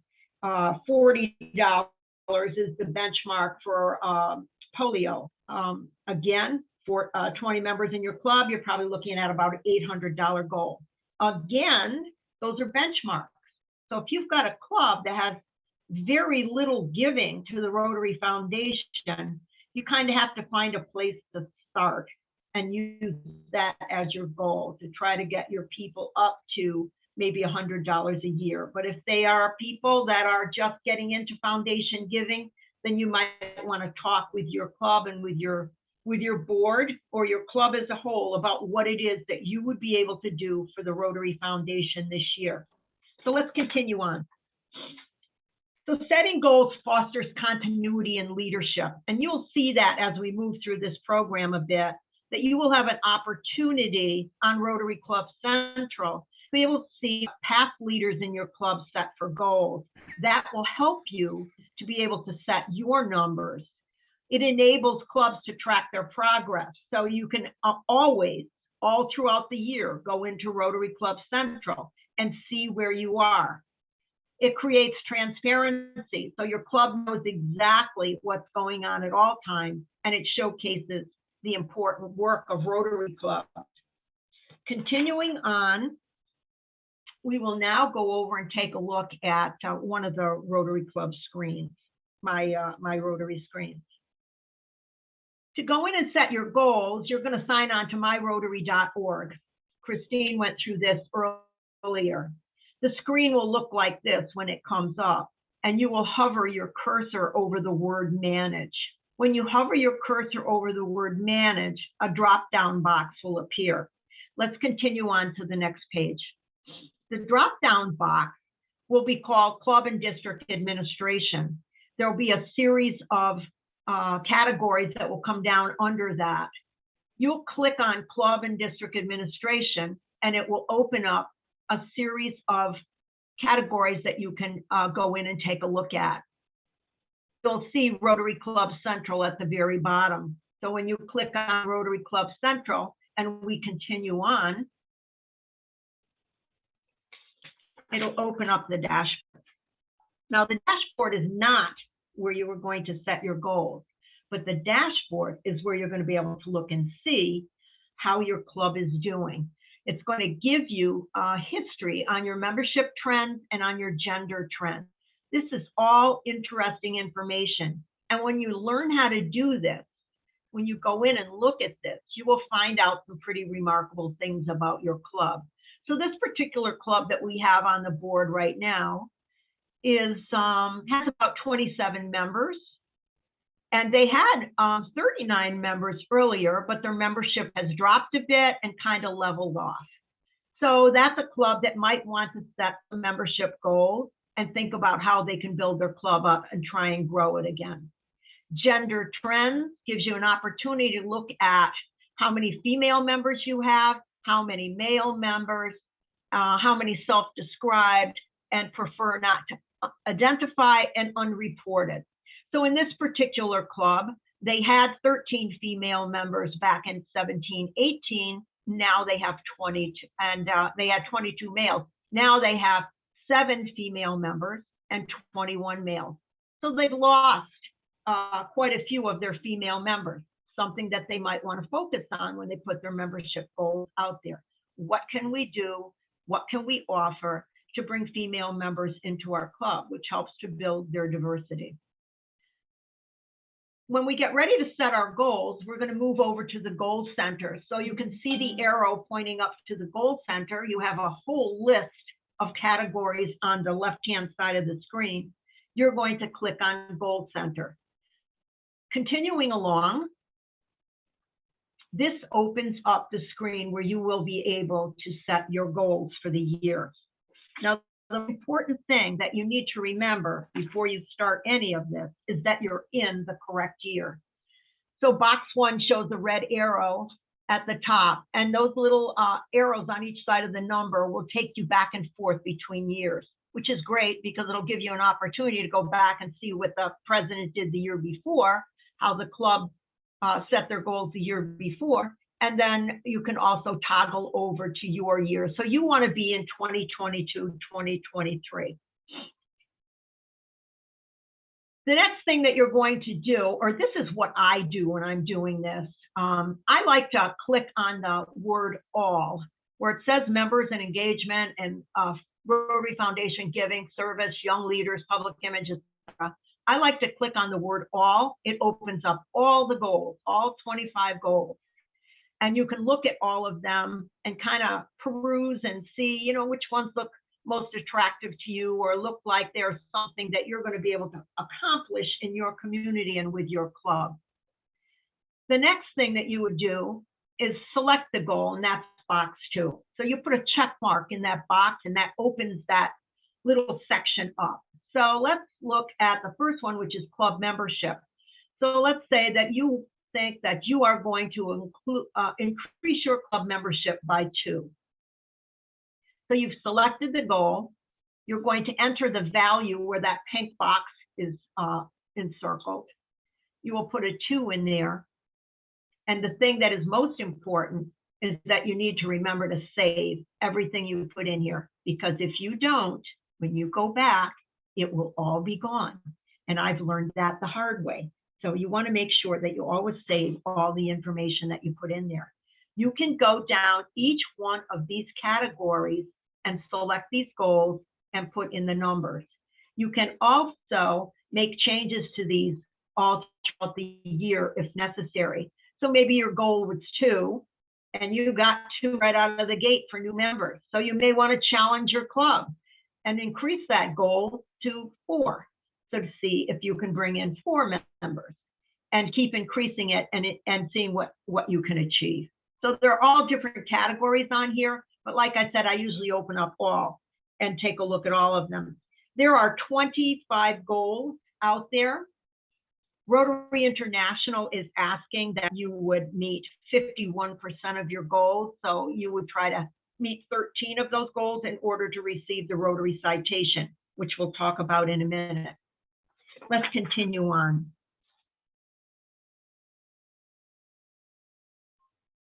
Again, this opportunity here with club membership, when you have that open and you're getting ready to put your goal in, you can click on a line underneath club membership that comes up. It says, talks about the details and the history.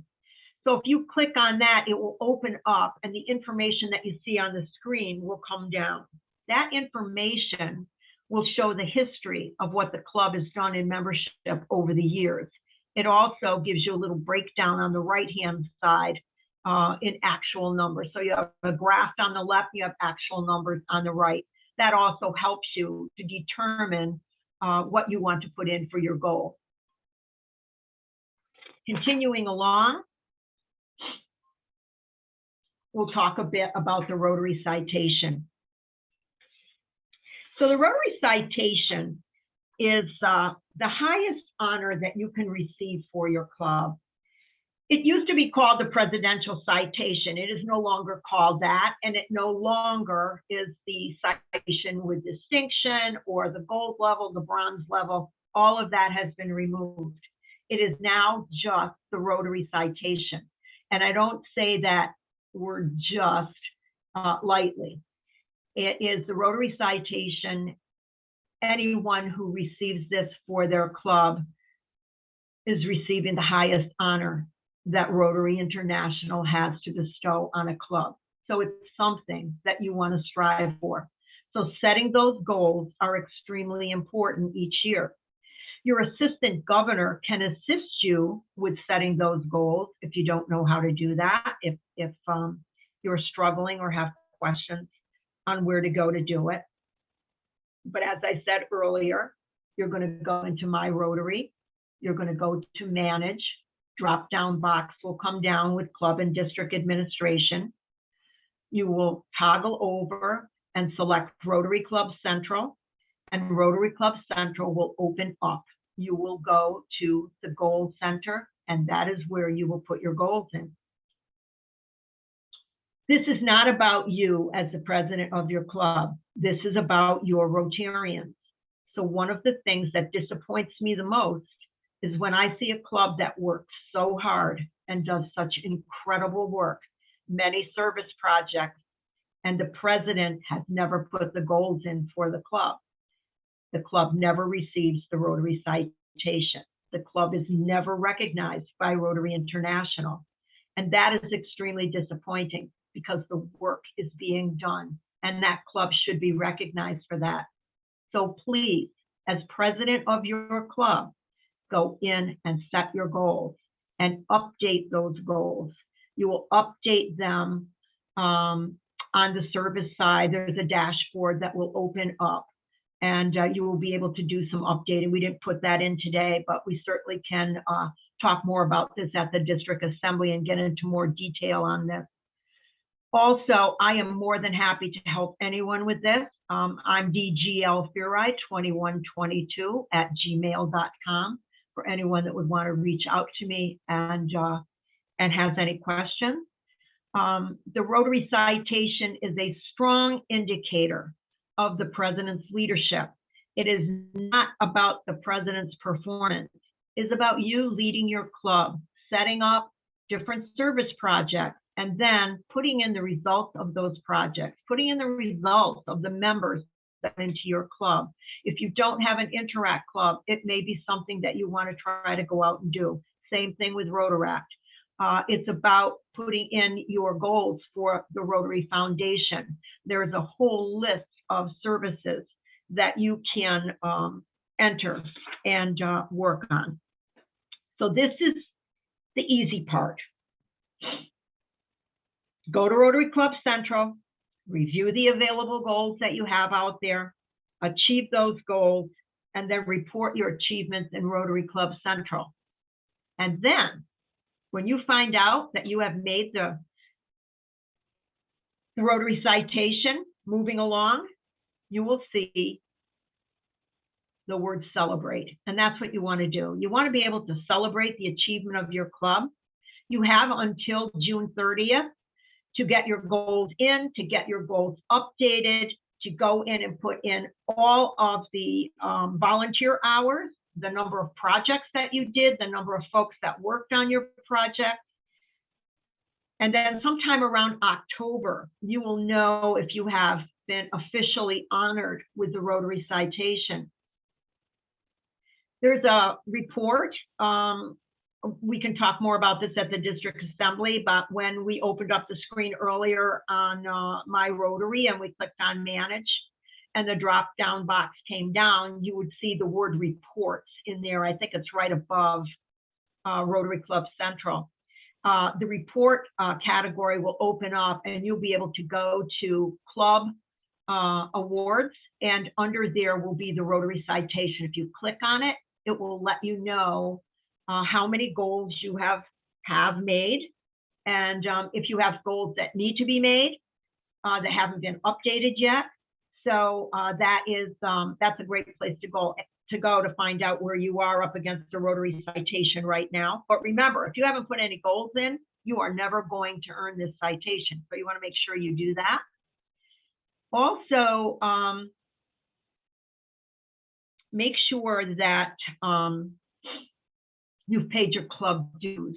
That is extremely important. That's the first thing that's on the Rotary citation report.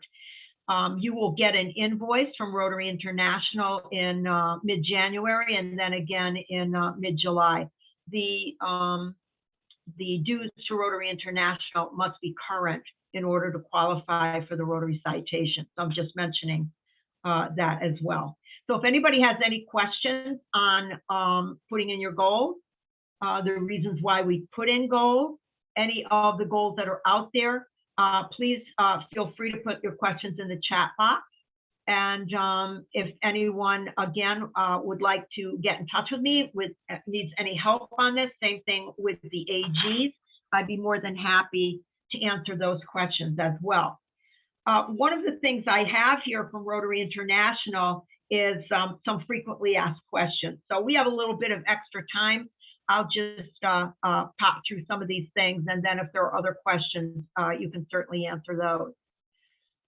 To see whether your club is in good standing, you'll need to check whether the club balance has been paid in full. You have 60 days to pay your Rotary Club, your Rotary International dues.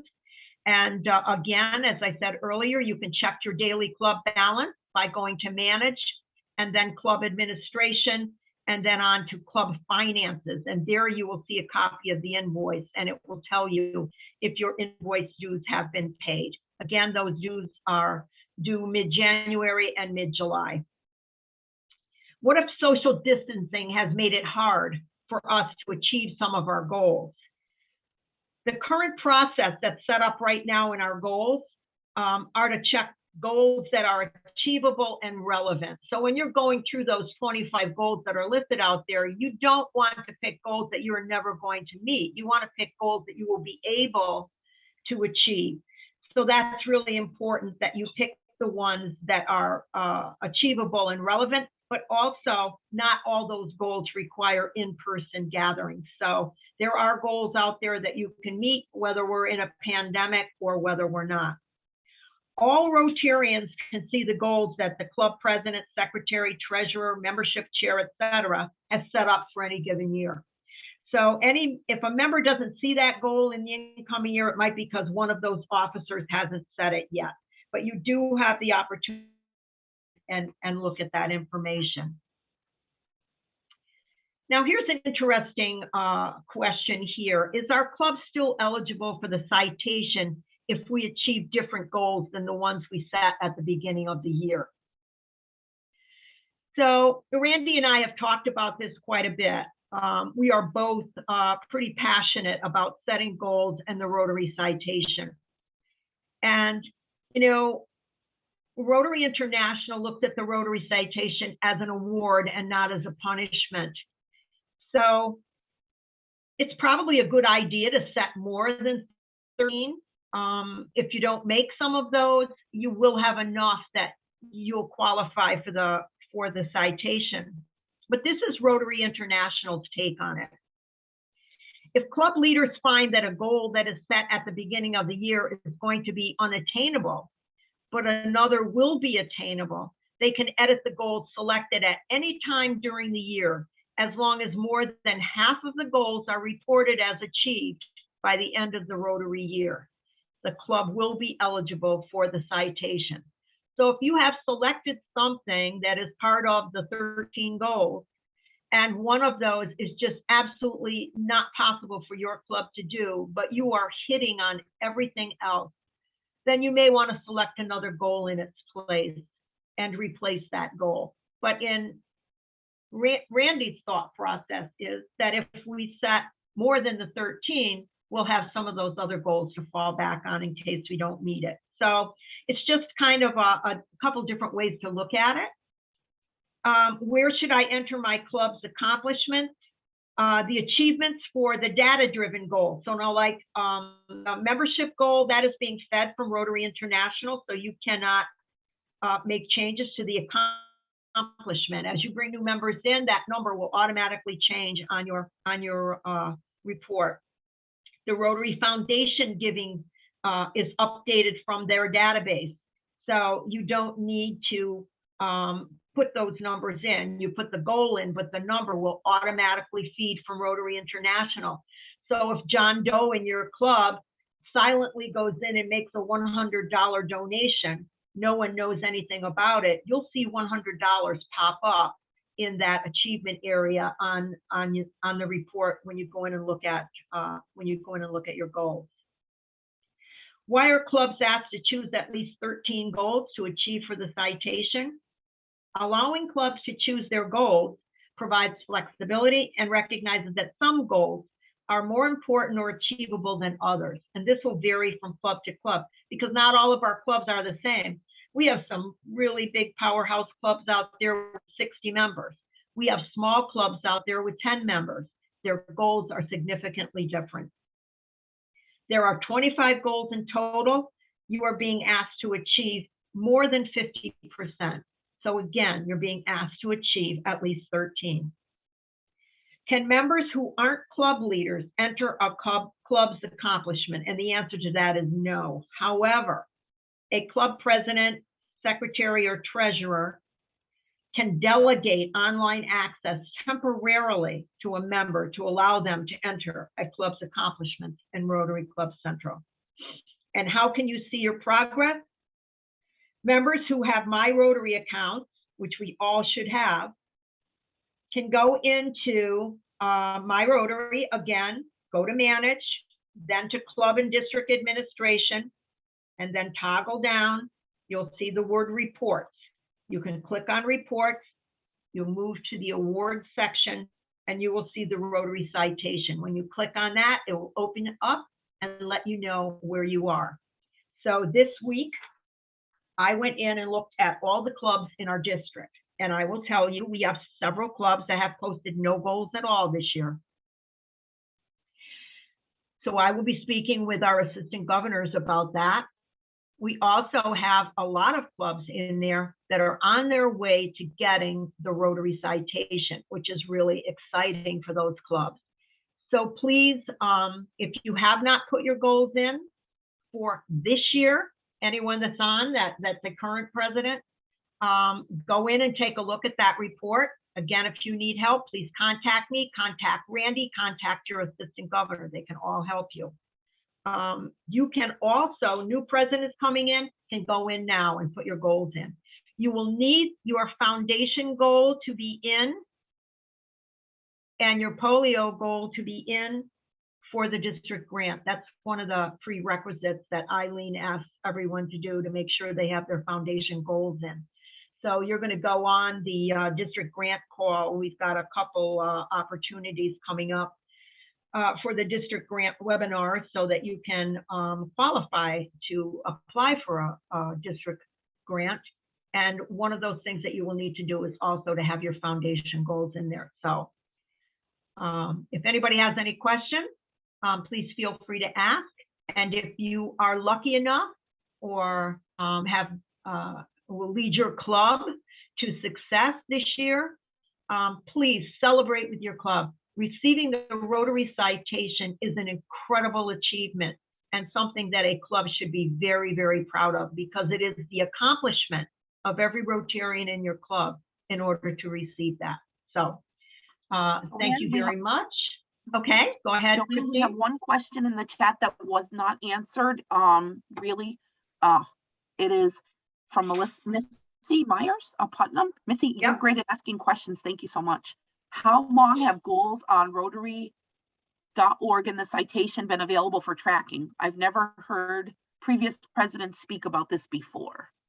They have been out there for years. I don't know the exact year that they were put out there, but I will tell you that I was president of my club in 2013-14. And my club received the Rotary citation that year. So in 13-14, I was putting in the goals for the Rotary Club of Southington and tracking them. And so I think they've been out there for quite a long time, because we're looking at almost 10 years. Okay.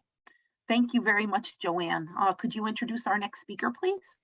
I'd be more than happy to introduce April Beston, our district treasurer. April's going to speak on fundraising and service projects. Take it away, April. All right, thank you, Joanne. Just a couple housekeeping issues before I get into that, while I have your attention. I'm going to block out the account number. Can you see? You probably can't see it. I got a check from Union Savings Bank for payment for today's event, but there's no note as to whose registration it is for. I get it from Union Savings Bank in Danbury. If you could drop me a line in the chat or an email, I'll get that and make sure you're credited for that. Also, just real quick, district dues, which are separate from Rotary International dues and are paid directly to the district, are going out now. So keep an eye out for an email from Intuit or QuickBooks with that invoice. Also, on donations, I'll touch on this with your treasurers at District Assembly, but in our club, we have our members make their donations to the club, and we pass them along electronically to Rotary International. So that's a lot easier for a lot of folks. And again, I will touch base on how to do that with your treasurers at District Assembly, so you can ask them about that afterwards. So, excuse me, moving on to fundraising and service projects. Christine, if you could, thank you. So first of all, the question is, what is a fundraiser and what is a service project? So fundraising, it's a means to an end. It can take many shapes, and it actually funds the good, okay? So service projects are different. We're getting our hands dirty. People are participating. You're promoting Rotary in your community, and this actually is the good. So you take your fundraising dollars and you do good with them, with a service project or a donation to another group. Next. So what is fundraising? So just a couple notes on fundraising. First, before you look up the location, set a date, reserve anything, buy anything. You want to identify why. Why are you doing this fundraiser? Identify your donors. That can impact the size of your budget, which you want to identify ahead of time. And again, look for partners in your communities, other service organizations or individuals that you can work with to increase the visibility and success of your fundraiser. Then you're going to move on to your action items, which are doing the how, buying materials, reserving a location, gathering volunteer, and basically putting boots to the ground, getting everything done. So this is the point where you're going to, identify members to go out and talk to sponsors or talk to people who may attend or contribute to your fundraising. Next. So service projects, again, this is the good, and tying back into your fundraiser, first thing you need to do is find out why you're doing a fundraiser or a service project. There's a link in this PowerPoint, and you'll receive the PowerPoint after today's presentation with a link to a community assessment template that's provided by Rotary International. And again, speak with your community leaders. We have a member of our select board that's in our club. You can speak to the superintendent, local shelters, homeless shelters, or any other local services that may need our help. You can fund your projects with a district grant, which Eileen talked about earlier. If you're doing a global grant, you can get funding from Rotary International. And again, there's a link there on starting a global grant. It's a big project, but certainly worthy. And also you can make contributions or help with local disasters or national ones. There's a link there to some information from Rotary International. You can also fundraise to make donations to national or international disasters. We've seen, hurricanes or earthquakes or pandemics where we've donated. So don't go it alone. Again, reach out to your community leaders, reach out to your local YMCA's, Boys and Girls Club, Lions Club, any other institution that does charitable events in your town. Again, business owners, local business owners are probably your members, but they're also your best friends when it comes to sponsorships and, increasing your club membership as well. Get your friends, your family, your kids, your colleagues, strangers you meet on the street, get them involved. If you're having a service project and you're planting trees, for instance, bring your kids with you, involve everybody, make your Rotary Club family friendly. We've been focusing on that in our club. That's where we're going to get prospective interactors, Rotaractors, and the Rotarians of the future. So involve everybody. And finally, get her done. Pick a date. Make sure, especially in New England, you always have a backup date. And what I would also make a note of here is, on that note, our club had an event once, and this has probably happened to other clubs, where it almost had to be canceled because of snow. We learned through that it would be a good idea to have a reserve pot of money set aside in case you do have to cancel. But if you cancel at a late date with an event with food or a location, you're still going to have bills to pay for that. They're not, they still bought that food, you still need to pay them. So maybe set aside some money for that. Protect your club.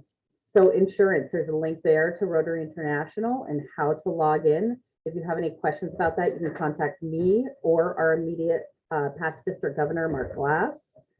And again, that emergency fund comes in. Volunteers, make sure you get a commitment on paper, yes or no. And also make it easy for people to volunteer. So give them everything they need. If you need shovels or pens or bicycles or whatever you need, make sure you have those available for your volunteers. So that way it's easy for them to commit their time and there's nothing they have to do other than show up. Next. So finally, take advantage of technology. Many of our Rotary clubs still are doing a lot of pen and paper work. So first and foremost, find somebody in your club who's tech savvy and assign them as your technology chairperson. And if you have the ability, create a technology committee. And again, this can be part of your public relations committee if you have one. Some clubs do, some clubs don't. If you don't have anybody who's tech savvy in your club, phone a friend, call or email me, your children, grandchildren, your local Interact club. We all know our youngsters are excellent with technology. So some of the things you can take advantage of, and most of these are links that will provide you a link to the website. And again, you can check those out once we sent out the PowerPoint. So we'll start with EventGroove. EventGroove is similar to Eventbrite, which you see below. You can do things like raffles, online auctions where they are legal, asterisks. Selling, we're selling first responder t-shirts right now. We have it set up through EventGroove so people can purchase those online. Fundraiser, phonathons, they have that sort of thing. So a bunch of different things you can do through there. That way people can click on a link and buy tickets or whatever the case may be. You can sell tickets for events. I'm just going to go to the questions. When your club makes a donation, this is from Randy, to annual fund on behalf of the members, how do members get credit? Again, I'll touch base with this on your treasurers, but if you are a club treasurer or a president, you can go in and make donation on behalf of your members electronically. So they would give you $100 and then you would make with your club's debit or credit card, make the donation online and you can give for several people in the club at once. There is also the paper form, as Joanne said. But again, my personal mission is to move us forward with technology. So you can do that electronically now. Eventbrite is similar to EventGroove. The difference is Eventbrite is a little bit more expensive and we have a district account with EventGroove. So we get a discounted fees, but they're very similar platforms. Again, set up PayPal. Okay, I have a PayPal behind Visa and MasterCard is the third most requested payment option in the nation. People don't want to pay with checks anymore. Okay, set up a PayPal account, link it to your club's bank account, and learn how to put that button on your website for them to purchase. Okay, and again, I can go over this with anyone who's interested. Print media, put articles and notices in your local paper as often as possible. Canva is a wonderful platform. Canva will help you create marketing materials. So you're going to look great. These are professional level logos, flyers, brochures, Facebook posts, Instagram, Twitter, whatever you need that involves creating an image, Canva has it for you. And the excellent part about it is if your club has a 501c3, it's entirely free. Don't worry though, if you don't have a 501c3, you can just use it. You just have limited options there. Okay, QuickBooks. QuickBooks, I highly suggest for your bookkeeping. And again, you get discounts if you have a 501c3. Brand Center, I believe Christine talked about a little bit more. You can create logos, brochures, flyers, all that through Brand Center. So anytime you want to put out something, you want to have an official logo from Rotary International with your club's name on it, and you can create that through Brand Center. Couple other things, social media. Start with Facebook. Most people are most familiar with Facebook, or most adults anyways. I know our kids do all sorts of things, but start with Facebook and then go from there. So, after that, you can have an Instagram account, Twitter, Snapchat, whatever you want to do from there. But Facebook is a good platform to start with. So create a page for your club and update it all the time. Again, that's your technology chairperson's job. They're going to do that. Same with your website. The more you update it, the more clicks you're going to get, the more it's going to show up in people's feeds, and the more recognition your club is going to have in your community. Micro-volunteering and the 20/80 ratio. First of all, I encourage you to click on the link for micro-volunteering. There's a lovely article linked to that, which you can read in your own time. 20/80 ratio states that 20% of the people in your club are going to do 80% of the work. So first thing is to accept that, right? So a lot of times, you know, people will say, oh, this person doesn't do this person doesn't do that. I've seen in my club, if you're one of that 20%, and you are because you're becoming president, embrace that. And then look at the other 80% of your club members and get them involved where they are comfortable getting involved, and accept any help you can get from them whenever you can. So again, volunteers, make sure they have everything they need. If you're not a club leader, they're not part of that 20%, find ways to get them involved, and your job as president is to do that. Secondly, that leads into micro volunteering. Currently, worldwide, study after study has shown that most people do not want to belong to an organized group, go to regular meetings, or be committed in the long haul.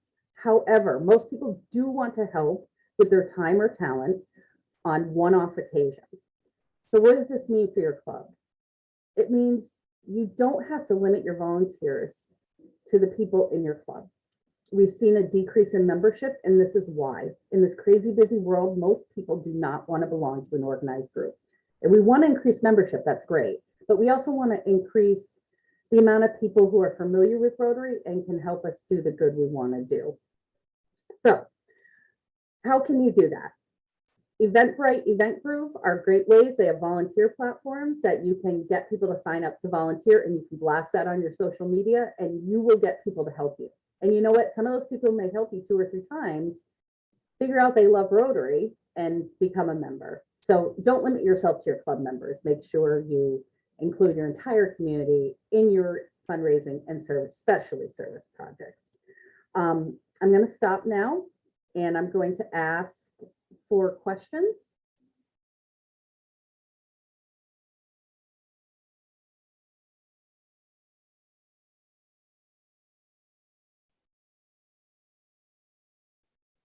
Okay. I don't see any questions, so I will introduce my good friend Vin, who is also our district governor nominee designee. Hello, everybody. Glad to have everybody in attendance today. It's a great thing that Rotary prepares us very well for success as we go forward into our year. We are you are about to enter one of the most exciting parts of your Rotary career. And I'm going to ask Christine to move to the next slide.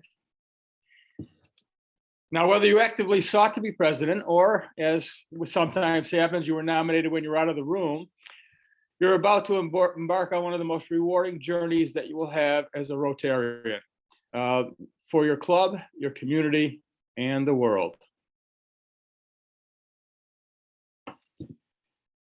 First things first. If you haven't already, it's probably a good time to look at the future and secure a vice president for your club. Also, you want to prepare by adding a secretary, a treasurer, and a board. Now, the challenge is that every club, if you've been to one club or known one Rotary club, you've known one Rotary club. Each club is different. Large clubs probably have an easier time because they can have a board of 8 folks and have another 25 or 30 folks that are working on projects. You have to tailor your preparations to your club, and there's no one way that's better than another. It's important to have your committee chairs set up before you start your year, and schedule a meeting with your administration, your executive board, or your board of directors before you start your year. It's very, very important to have shared goals, and by establishing a board and having an open communication, you will be able to prepare yourself better for your year as a club president. Okay, Chris. It's very important to remember, as a president, you are a facilitator. You're not a dictator, and you're going to be dealing with volunteers, and it's very important to listen and be transparent in establishing your goals. You may recommend things that you might want to have as your goals for the year, but it's very important to have all your members take part in establishing what they are willing to achieve and how they go about achieving them. So elicit input as you establish your goals for the year. And remember, you are working with volunteers and the club belongs to all the members. And you may have a passion yourself that you would like to get across to your club and do for your year. I know, for example, in my year as president, I desired to have a golf tournament, which we had not had in many years. And we ended up having 2 golf tournaments, one in the spring and one in the fall that year. And that's continued as a major fundraiser for our club. And the club welcomed that. There were a lot of folks that enjoyed golfing and it worked out very well. So once again, remember that you are a facilitator.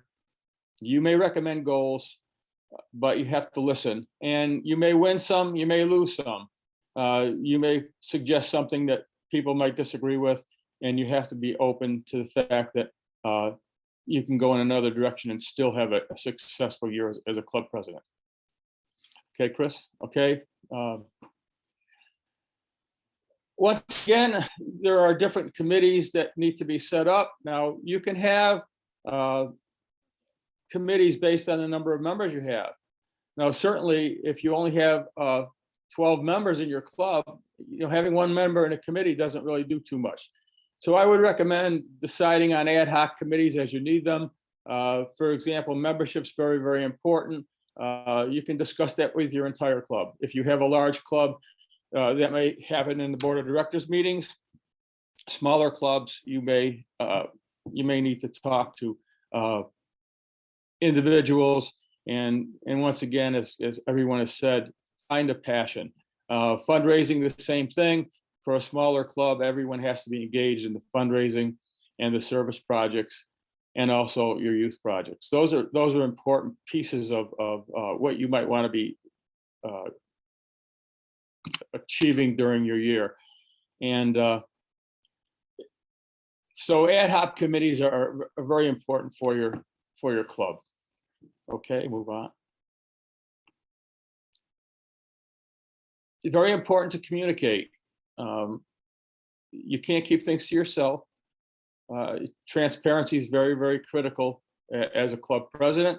And when you're preparing for the year, you should communicate with everyone so they're not surprised. Bringing everybody in on the ground floor for a fundraiser or any initiative keeps people engaged. If you decide on doing something, for example, at the board level, and you take it to another level and progress through the process without communicating with the rest of your members, they are not going to be part and may not support the effort. So it's very important to let folks know that they are being brought in at the ground floor and nothing is being discussed without input from your club. So after you are inducted, it's very important to give a statement of your shared goals and vision for the year. Now, these goals should be shared, as we said, and achievable.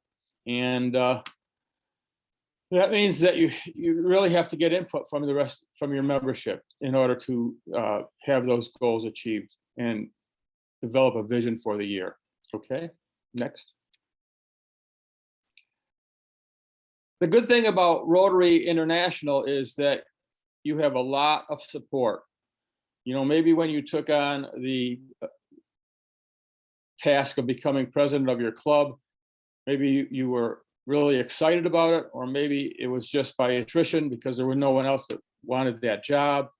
But believe me, it'll be the best thing that you have ever done in Rotary, and you will be able to have a lot of support. So I encourage, as was said before, visit myrotary.org, visit the District 7890 website. On the website, there's a wealth of information. Each month there's a newsletter. There's a list of the events such as RILA and the District Foundation dinner and the galas and all the different things that are happening in Rotary. And you if you are aware of it and you take a little time to be on the website, you will be surprised at the knowledge that you will gain, especially, for example, through the Learning Center, which was mentioned earlier. There are tremendous courses of interest, whether they be in diversity, equity, and inclusion, or how to run a fundraiser, or just so many different topics that you can get from Rotary International. And it's a way for you to educate yourself and to be a very, very effective president. And as was said by Joanne, learn how to input your goals. It's very, very important that they're realistic, attainable, and above all, shared by your club. If you have those goals as realistic and attainable and shared, you will certainly be able to attain the District Rotary Foundation citation. Okay, we can move on. So it's very, very important that your club is aware of the communications from District and Rotary International. I know, especially since I've taken on the goal of being the district governor in 24-25, there have been a tremendous amount of emails. And I know Joanne has been very dedicated to giving the foundation moment every week. And if you receive it, and it's good to assure yourself and your club members that they are opted in to receiving the emails from the district. The tendency with all the emails we get, not just from Rotary, but from other areas of our lives, is we delete. But just make it a priority to read the communications from the district and assure that your club has the access to the communications, because there's so many things going on in the district that require club support. We are not isolated. We are connected. And if we were just a club for our local community, which is very, very important, then we wouldn't be Rotary. Rotary is attached to our district, our zone, and Rotary International. And this is why we do so much good in the world, because we are not isolated by our clubs. And once again, there are clubs that want to do more for their local community. And I think, listening to your club members, deciding what you want to do, how you want to focus, it's important to do that, but also to remember that we are Rotary and Rotary is international, and that part of what we do through our foundation is to change lives in all areas in the world. Very important to get to know your governor and your assistant governor.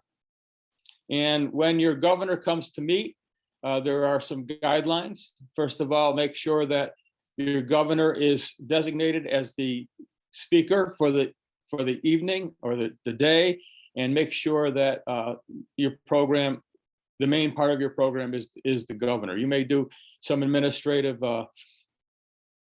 procedures during your meeting, but the guest speaker will be your governor for that day, and they will share their vision, and they will inspire you through their talk during the year. And the district governor will visit you at least once, and they also would love to know when your special events are, so that they can plan to be part of those special events and attend and support you. I know that we are having an event in our club in the middle of March, and I just mentioned it, and so far we have about 6 folks from the district that are going to attend the event, and that's an important piece. Okay, move on. So once again, I get a little ahead of myself, but invite the district governor to your special events and publicize your club for local media and the district newsletter. On April 9th, we're having our day of service.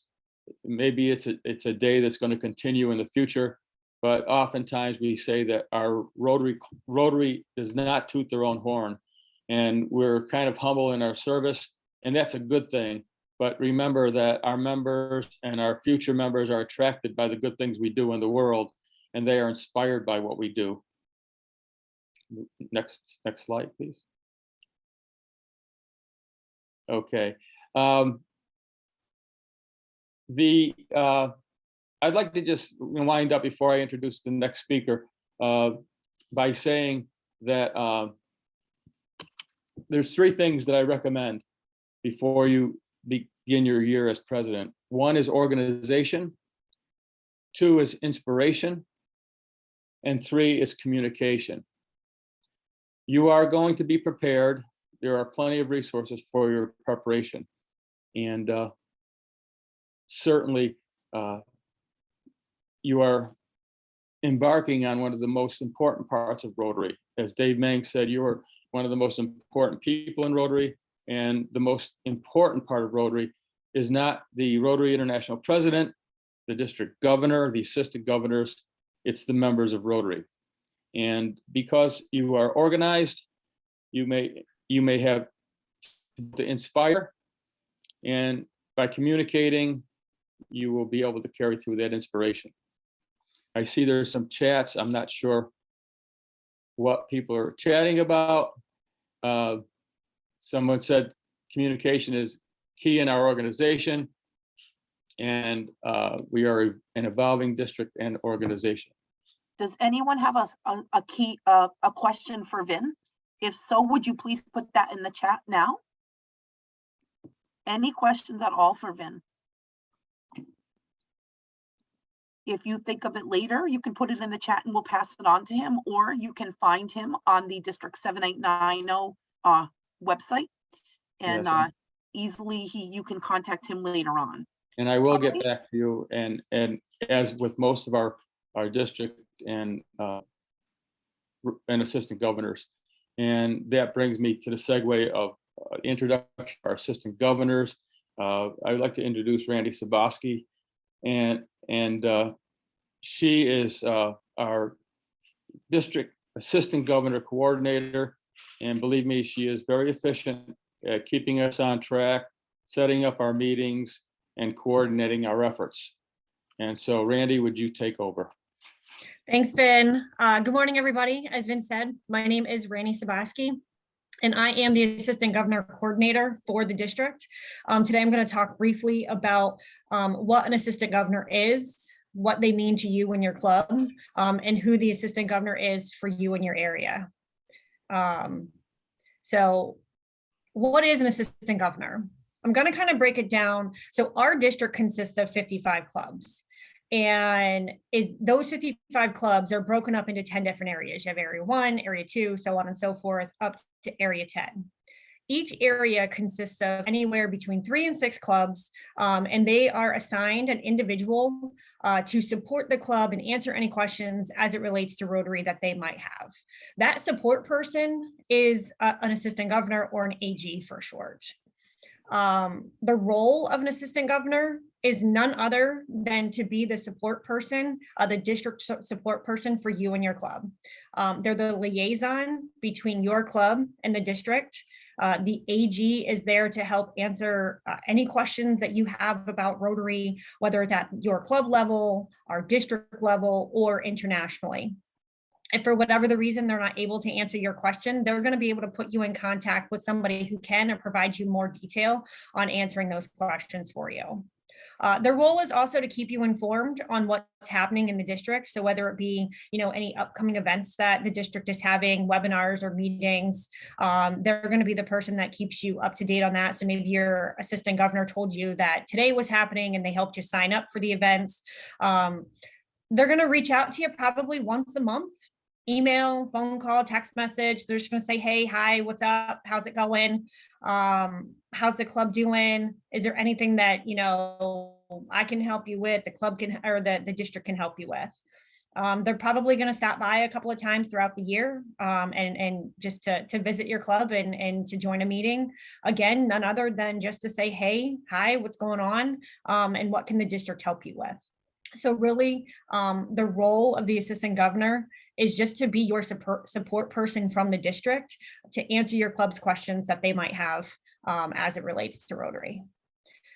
So how specifically can your AG help you and your club? Literally anything Rotary, anything that you can think of, any Rotary questions that you have, your AG is going to be there to help you. We've talked about a lot of different topics today. There's a lot of different topics within Rotary. Your AG is going to be there to help you with those topics.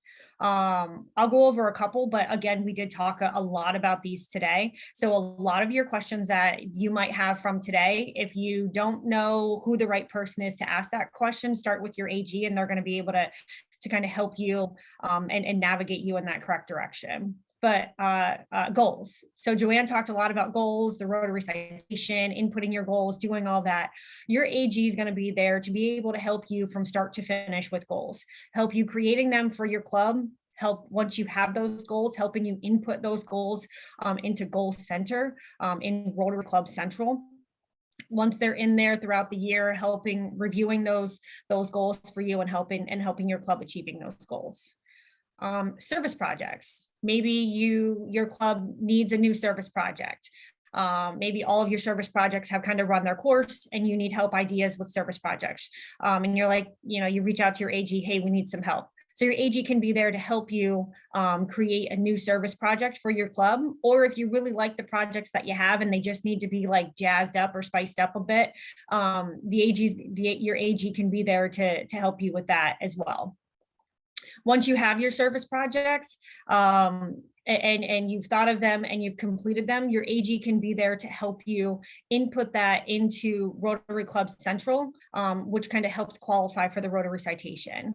Not a lot of clubs know that Rotary International is able to provide information and statistics of what Rotarians and clubs out there are doing, but they don't just make this information up. They have to get it from somewhere. So with us inputting our goals, with us inputting our service projects and what we're doing into Rotary Club Central, into Goal Center, that's where Rotary International is getting this information. So it's really important of the service projects that we're doing that we are inputting that information. So if you don't know how, please reach out to your AG and doing that. So it's another area where your AG can help you.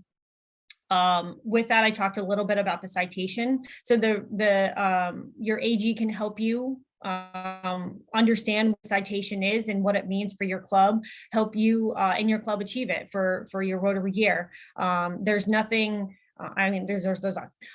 It's really fun and cool and exciting when you go to the foundation brunch and your club is being awarded for all of the wonderful things that you've done throughout the year. So I know that we're not the biggest cheerleaders of our clubs. We need to do better of getting out there and saying, hey, yeah, this is what we're doing for our communities. A lot of clubs are already doing a lot of things that would qualify for the citation. They just might not know that they have to go in and input their goals and say, yep, I've achieved the goals. Or they have to go in and input their service projects to say, hey, listen, yep, we've achieved the Rotary citation. So again, your assistant governor is going to be able to help you with that. And then lastly, just ideas. So if you have questions or you're stumbling on something and you're like, we just need a fresh new idea on a couple of different topics, your AG is going to be there to help bounce ideas off of them. So if you're struggling with membership, hey, what are other clubs doing to get new members? If you're like, our fundraisers have run their course, we need an idea to run, with the new fundraiser, your AG is going to be there and say, hey, listen, this is what this one club is doing, another club is doing this. It may or may not work with your club, but your AG is going to be there to answer those questions for you. So again, really your AG is there just to help you with any Rotary related topics that you have and questions that you have. Really just reach out to them. They kind of be the starting point for you. So who do you reach out to? Who is your AG? So if we want to go to the next slide, yep, here we go. So like I said, there are 10 areas within our district. So area 1, none other than my good friend here, Vin Marinero. So he is the AG for area 1, Dalton, Great Barrington, North Adams, Pittsfield, Tri-Town, and Williamstown. If you're in any of those clubs, you're a president or president-elect of those clubs and you have questions, Vin's going to be the person that you're going to reach out to. Area 2, Art Lovedell, Amherst, Chicopee, East Hampton, Holyoke, Franklin County, and Northampton. Again, if you're in any of those clubs and you have questions, Art's going to be the person that you're going to reach out to. Area 3, East Longmeadow, Ludlow, Wilbraham, Hamden. Adele is going to be your person to reach out to if you're in any of those clubs. Area 4, I did put in Jennifer Gruska for area 4, and she's messaging me and saying that there's also Springfield in Area 4, but there might be an AG change for Area 4, as I believe Jennifer is going to be president-elect for her president next year. She's president-elect now, so I think that we're going to be getting a new AG in for Area 4. But anyway, if you're Area 4, we'll reach out to you with that person. Right now, Jennifer is still a really great asset and somebody that you can reach out to. Area 5 is open. We actually don't have somebody right now in Area 5. The club, you'll see the clubs that are listed there in Area 5. If you're in one of those clubs and you say, I'd like to be an assistant governor, I'd like to learn a little bit more about it, please reach out to me. I'm in Club Runner, and I can put my email in the chat here, but please reach out to me or anybody else within the district. If you are interested in being assistant governor, we'd love to have you. There is an interview process just to get to know you if some of the members of the district governor track. And I don't know you, but we just had an interview for Area 4 for Jennifer here. But yeah, so Area 5 is open. So if we want to go, yep. So Area 6, yours truly. East Hartford, Glastonbury, Manchester, my home club of Rockville, and South Windsor. If you're in those clubs, hopefully you know who I am and I've heard from you before. Area 7, we have Pam Lapoli, Bloomfield, East Windsor, Enfield, Simsbury, Granby, Summers, Windsor, and Windsor Locks. So Pam's done a great job. She's been the assistant governor for a couple of times, a couple of years here. She's done a great job. So any questions, if you're in Area 7, you're going to reach out to her. Heather Pantano, Area 8, or any of these clubs within Area 8, Litchfield, Morris, New Milford, Salisbury, Torrington, Washington, and Watertown, you're going to be reaching out to Heather. Area 9 here, Dave Tedeschi, Avon Canton, Farmington, Hartford, Newington, West Hartford, Weathersfield. I know that Dave has done an amazing job with his clubs. I'm almost certain that everybody within all of those clubs already knows who Dave is and his contact information. On the off chance you don't, now you do. And then last, but certainly not least, Area 10, we have Brendan Goodrich, Bristol, Kensington, Berlin, New Britain, Berlin, Plainville, Southington, and Terryville. So if you're in any of those clubs and you have questions on you have questions on your goals, you have questions on anything, make sure you reach out to Brendan. I see that there's some stuff in the chat, but Christine, if you want to let me know if there's any questions that I have, but basically just think of your assistant governor as your liaison between your club and the district. If you have a question, anything related to Rotary, and you're like, I have no idea how to answer it or who to get an answer from, again, reach out to your AG. Make your AG your first stop when it comes to questions. Again, if they don't know the answer, they're most likely going to be able to put you in contact with somebody who does. So Randy, there was only one question, and that was where, but that was before we moved the slide. So once they saw Pam, they were all good. Got it. There are no questions for you at this time.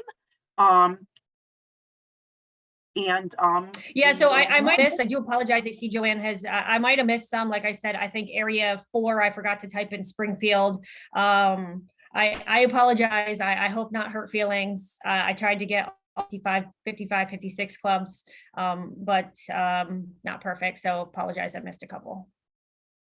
So if you don't see on there, reach out to me and I'll tell you who is your assistant governor. Or Randy, this would be the perfect time for them to learn how to log into the district website and look for that information. Wonderfully said.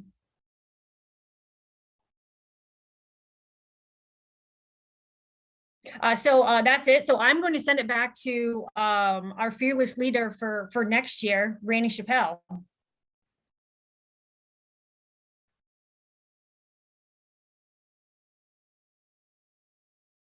There we go. Let me start over. So thank you, Randy. And thank you to all of our discussion leaders for today. It was great to have you here. I hope you folks all got some great information. So we start off, you heard me talk about the Rotary International, the foundation in our district.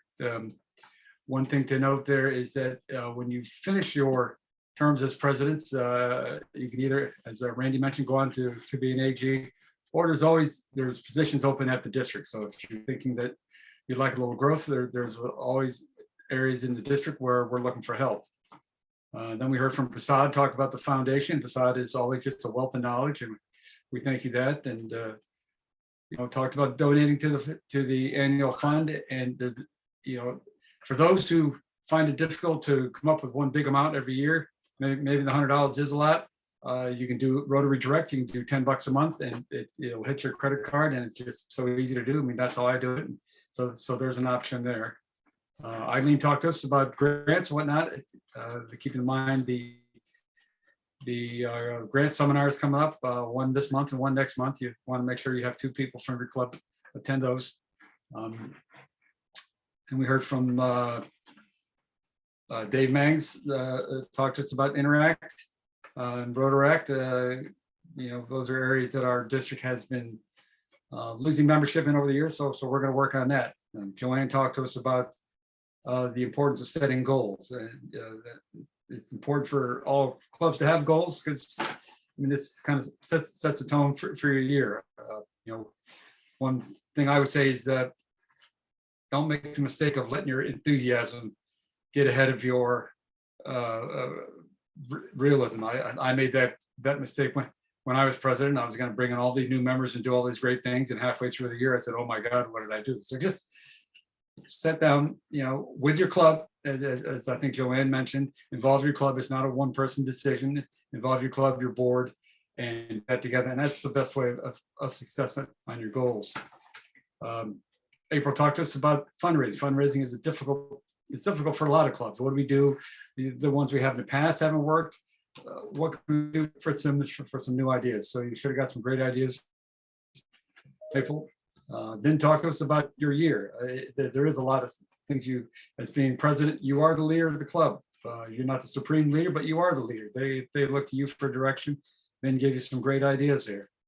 And then with the AGs, AG is your first line of defense to the district. They're there to help you.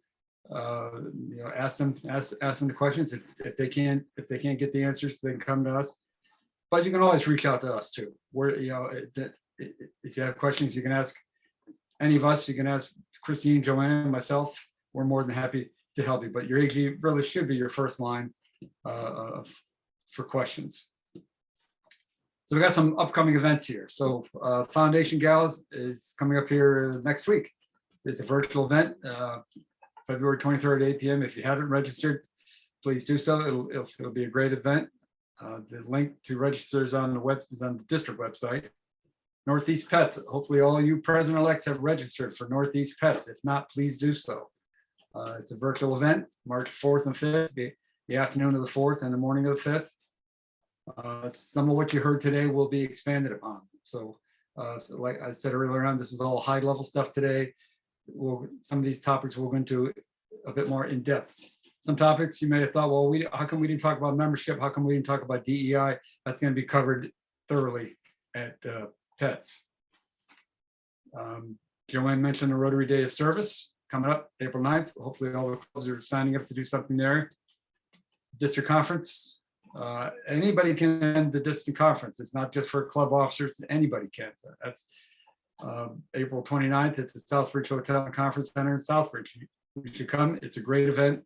We're going to do a little service project while we're there, so please consider attending. District Assembly, that's where there'll be some additional training for the PEs, as well as the secretaries and the treasurers. So please register for that event. Well, the registration isn't out yet, but it's going to be May 14th. So put that on your calendars. It'll be a Saturday, probably like today, about a half day. I'm going to do that at the DoubleTree in Windsor Locks. International Convention, Houston, Texas. You say, well, why should I go to that? Well, that's a great event to go to because you have Rotarians from all around the world coming to that event. It's not that far away. It's Houston. It's about a 5-hour plane ride. Yeah, I've just booked I'm getting ready to book my airfare. It's relatively inexpensive, less than $500. The RI just extended the reduced rate for registration. I think it's $495. It's a great event. I've never been, but I'm absolutely looking forward to it. Finally, the district installation, be at the Torrington Country Club in Torrington, Connecticut, June 18th. This is where all UPEs will be installed, as well as yours truly. So please put that on your calendar. That'll be a fun night too. So I think moving on to the final wrap-up slide here. So I want to thank you all for coming today. I realized this was I'm sorry. I'm not quite there. I should be looking at my screen for the next slide. Of course, we end every event with the 4-way test. So I would ask you all to silently or on mute, please join me in reciting the 4-way test. So the 4-way test are the things we think, say, or do. Is it the truth? Is it the truth? Is it fair to all concerned? Will it be build goodwill and better friendships? Will it be beneficial to all concerned? Now to that last slide. So we're going to end this with a thank you to all of you folks. We wrapped up an hour early today, so all of the speakers kept the schedule. You know, I put a lot of fluff in that schedule because I don't think anybody's going to complain about getting done an hour early. So thank you so much for attending. I hope you learned something today. I'm sure most of you did. And finally, I want to leave you with this Paul Harris quote. Whatever Rotary may mean to us, to the world, it will be known by the results it achieves. So we're going to keep the open for another half hour. We're going to open up the chat, and everybody will be free to unmute. And if you want to hang around and ask some questions, I'd love to have you. If you got to get on with your day, that's okay too. So once again, thank you everybody, and thank you to all my speakers today. Thank you all. Thank you. Good job, everybody.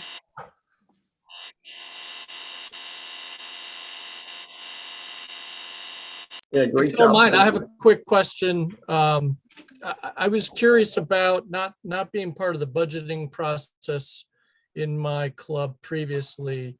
Is there a policy or any particular accepted best practice as it relates to the Rotary Club helping members who need to go to training or to conferences with any financial support to do that?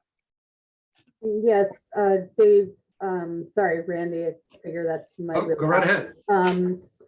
So yeah, so I encourage you actually to set aside a budget for conferences and trainings. Our club budget's about $1,500 to $1,800 a year for that. So we can send members to all these great district events. And it doesn't have to be just Rotary events too. If there's a leadership training seminar presented by another organization, you can use that. Or, you know, local golf tournament that you want to, you know, attend. So anything that's related to Rotary in some way or shape or form is absolutely fine. The only stipulation that Rotary kind of really sticks to for things like that is it has to be for a member. It does not cover spouses or friends or anything. So as long as you're paying for a member to do something, then you're in the clear. Okay, all right, that makes sense. And kind of went with common sense, I was thinking, but Yeah. you've confirmed that. You know, we have the day of service coming up too, and so I know that we'll be getting 2 T-shirts and a banner being part of the day of service on April 9th, and then extra T-shirts can be ordered. And so there was a little bit of a debate. Okay, well, does the club cover the cost of the T-shirts for the members who are participating, or do the members have to buy those shirts? And I think this probably falls into the same kind of, you know, Absolutely. if your Yeah. club has a budget Yeah. for something like that. Yeah, absolutely. Yes, it does, Dave. Yeah. It could be the decision of your club. And Mhm. on the question on the conference budget, you know, we budget that in our club under training. Because we always feel that sending people to the district conference, sending people to all of these different events that are out there fall into part of the training. So it's usually we're budgeting for our president to be able to go. And if the president can't make it, having the money to be able to send someone in their place. Yeah. Very good. Thank There you. I was a- Not appreciate for that. RI though. RI is, you know, usually the member pays for that on their own. There was a question in the chat about when will the link be live website for the district training assembly? And I'll tell you that we are finalizing all of those details. Mhm. Randy is, and as soon as all of those details are finalized with the location, etc., that will be live and there will be a district-wide communication sent out to everyone. But that is not until May, correct, Randy? Right. Right, that's correct. I just literally confirmed with the hotel yesterday, so they sent the contract out. We'll sign that once it's all signed. But it will be May 14th, like, I think from probably 8 till noon, sort of like today. So just put that on your calendars, and then the link will come out later. Hey, Um, so everyone, just to jump in for a second, I do hope you all consider attending the district conference this year. It is the celebration of 100 years of our district. So we would certainly love to have you there. We are holding it out in Massachusetts at the Southbridge Hotel and Training Center, which Randy had on the list, but I do want to go back and say that this is a great opportunity for us to all come together and celebrate our district, but to also come together and see each other, because we really have been separated all year long, and now we have an opportunity to meet, spend some time together, have some fun. We have a really great program planned. You know, Christine and April and Randy, myself, Mark, and a litany of other people are working on this event. So we're putting a lot of time and work into this, and to make it a really memorable event. One of the most important things there, though, is that we have some really great speakers coming in, and some of those speakers are on the call now, and that would be Alex, who will be coming in talking about putting together a global grant. He'll be supported by Eileen and Prasad and Rick Lawrence.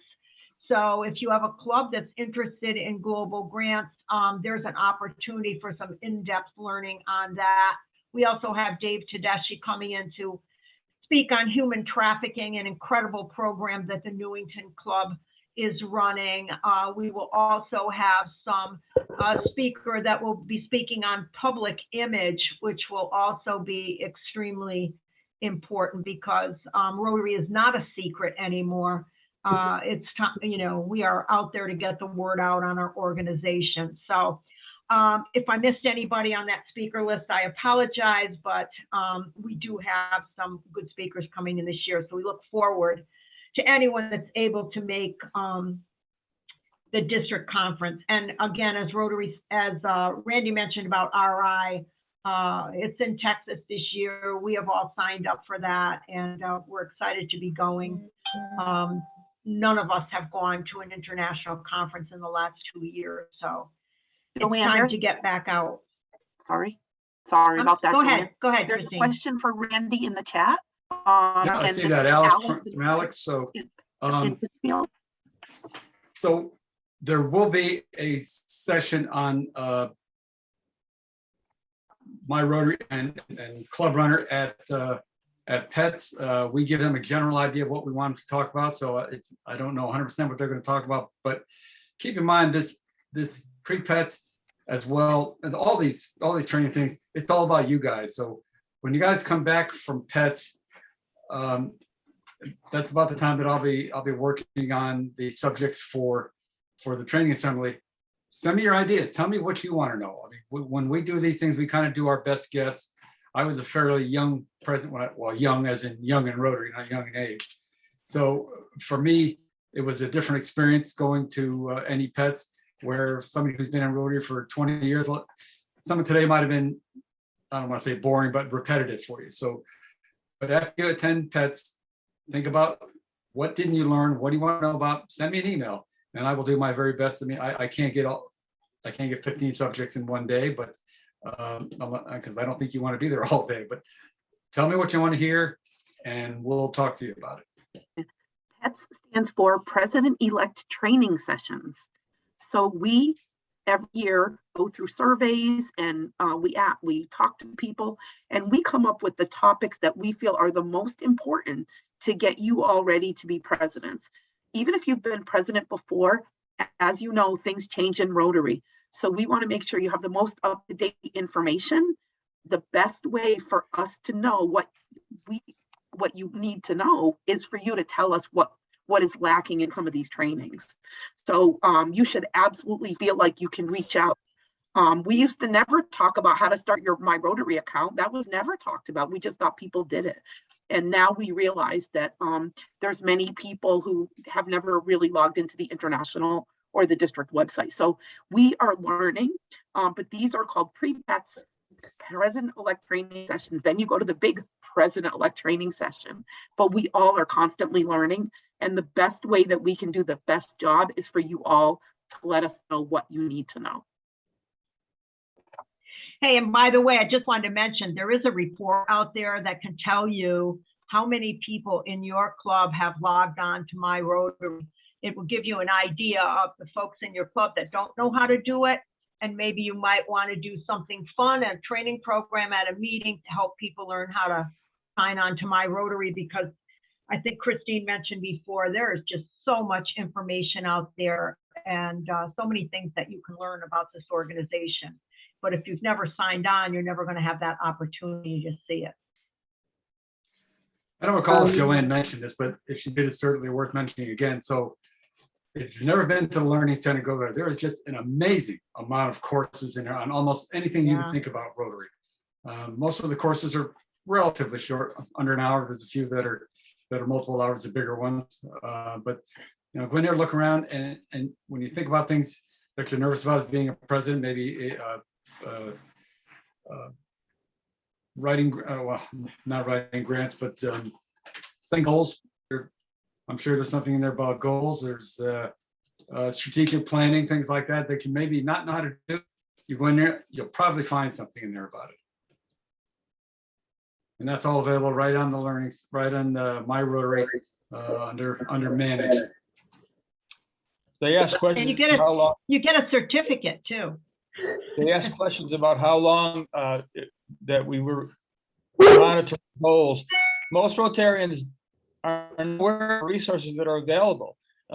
It would be great if you had the technology to show folks the website, tell them where to go and how to access all the different opportunities.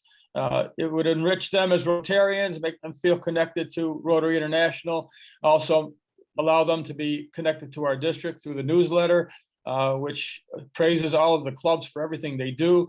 And a lot of hard work goes into those opportunities. And the Education Center is certainly, the Learning Center is certainly very effective. But if people aren't aware of it, they don't get to use it. So maybe part of what you might do to prepare your club is to say, look, this is what's available. And maybe if you can show them, it would be great for them, not only yourselves, because it will engage them and inspire them. Real quick, I got a housekeeping question. I just wanted to share with the group asking about when the recording will be available. So once this is over, it'll probably take a couple hours for it to render on my computer. It's a little slow. But once that's done, I can post that video and the PowerPoint to the district website. So I'd say by tomorrow it should be there if you want to review anything.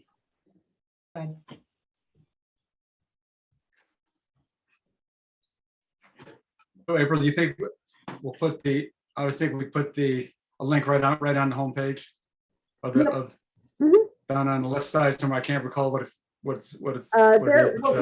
what we've done in the past with events is you can actually create like a sub page that'll have all the links there. So we'll just say, you know, materials for pre-pets, access here, and then it'll have, you know, recording, PowerPoint, etc. in there. So Excellent. And however we do it, we'll certainly let you know. Yeah.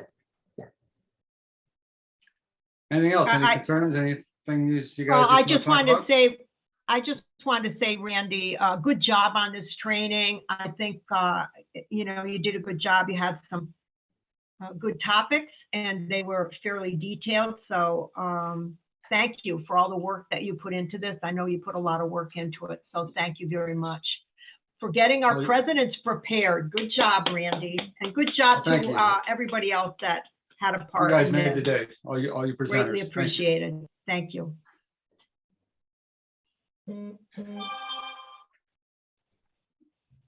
What else? We all set?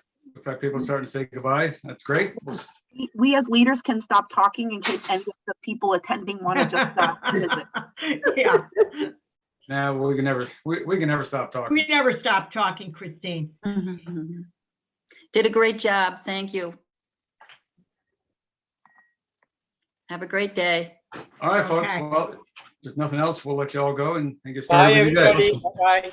All right. Bye, everyone. everybody. Have a great rest of your weekend. Stay safe. Good luck at all your endeavors. Thanks, everyone. Take it easy. Thank you too.